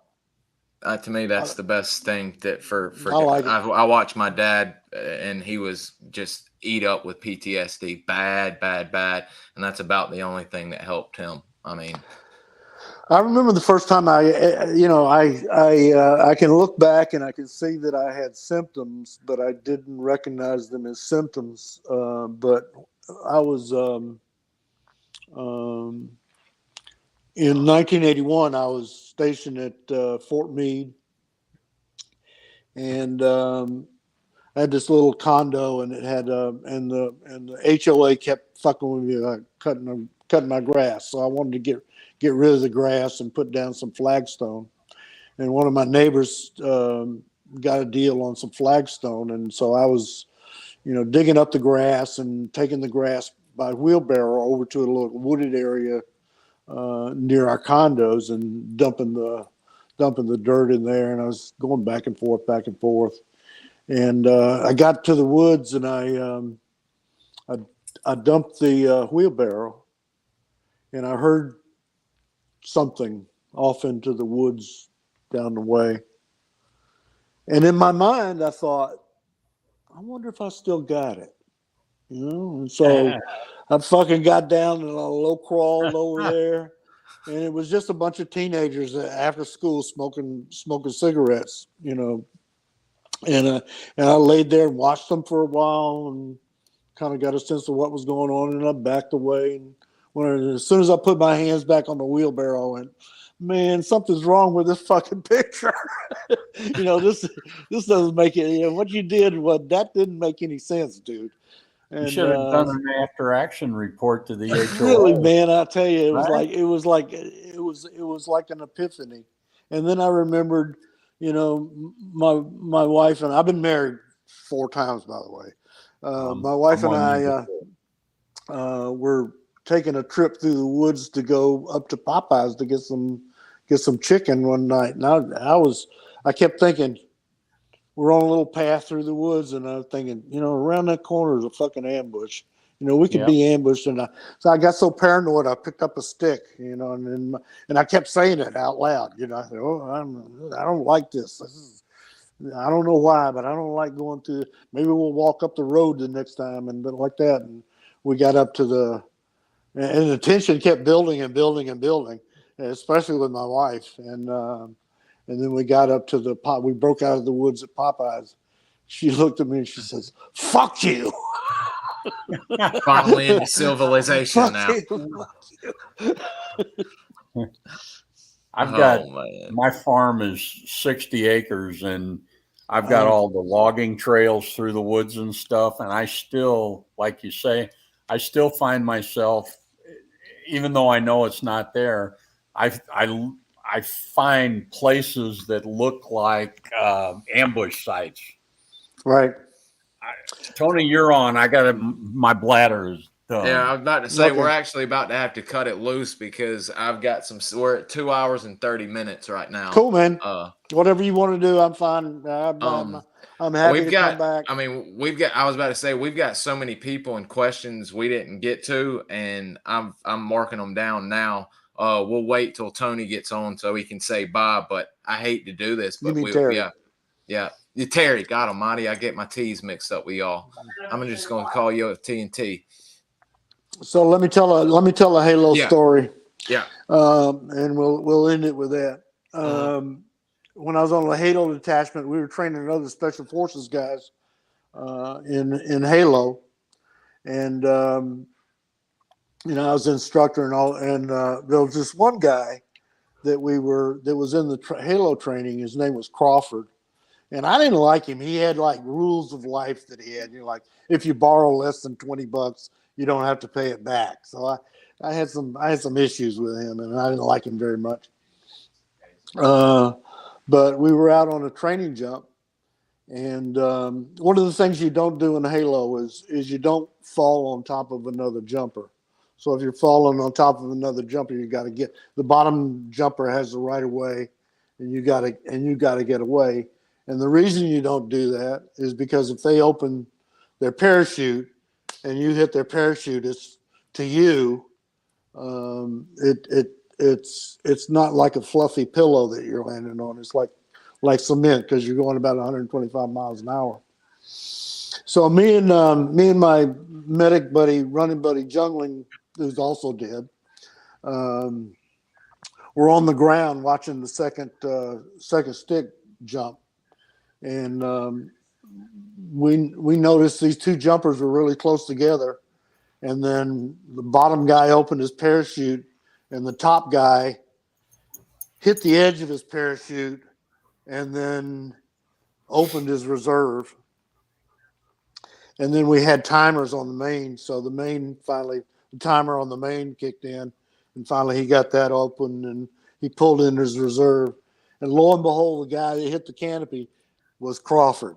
And so me and Jungling, we ran over to him, and he was on the ground, laying on the ground, and we ran up to him and go, Crawford, are you all right, man? Are you all right? And he looked up, and his freaking eyeballs were like rolling around in his head. He was he was dazed and confused. And then he opened his mouth and smiled, and he had little pieces of parachute nylon between his teeth. He had eaten that canopy. Oh my God. Yeah, man, that was funny. That was funny to me anyway. Damn. Especially because it was Crawford. Mr. Terry, we're going to be closing out. There's a jug right there with me and Jug. That's in we were going through the Chinese rough terrain parachute course then. Yeah. That's another good one, guys. I've gotten we've got a lot of good questions, and we had a lot of new people coming in. Foolish has a lot. Do y'all feel like do y'all want to plan a part 2 for Friday? because I've got tomorrow morning and Thursday. Well, no, actually Thursday morning and Friday morning I'm free. I'm at the Naked Ranch on Friday, man. Friday, Thursday, and nobody here wants to see that. Oh my God. We love you, but not that much, Tony. I'm good. Thursday. How about no, Thursday? I can't. We can plan it. We can plan another time, but not this week. Whatever We'll do you want to next do, for me. bud. We'll start October off with y'all then. Well, with this Cool. prostatitis, I'm going to be Well, shit. laying around the house all week. So, I mean, it's We'll whatever play you it want by to do. ear. And Terry, if you want to jump in and do a solo show, you can jump in, and then we'll just get y'all part 2 starting in October when we get y'all Well, nailed some down. of the questions, like about Spooky and the A1s, and did the NVA have a equivalent small team? You know, Most of them have been answered in prior. I'm going to be linking all of y'all's other shows to that, but I've got questions down for when you come back on. But it looks like there's a million. I don't know. I'm getting kind of addicted to these things. well, if you want to, Terry, me and you will jump on Thursday morning or Friday morning if you want, and we can answer some of these questions that the new viewers are wanting to ask, because some of it's more Recon and Hatchet Force oriented. So we'll do that. I'll get in touch with you, but I want to thank both of y'all. Everybody else is already putting in their thank yous, and they can't wait for part 2. So we'll get it lined up, guys, and it'll be the 1st of October sometime. We'll get part 2 underway. Thank you, bud. I'll be in Tony. touch with Thank both you, of Derek. you, buddy. Nice chatting with you, brother. Yeah. Absolutely. Y'all be good, and I'll be in touch in a little while. Okay, bud, man. See you later. All right. Signing off.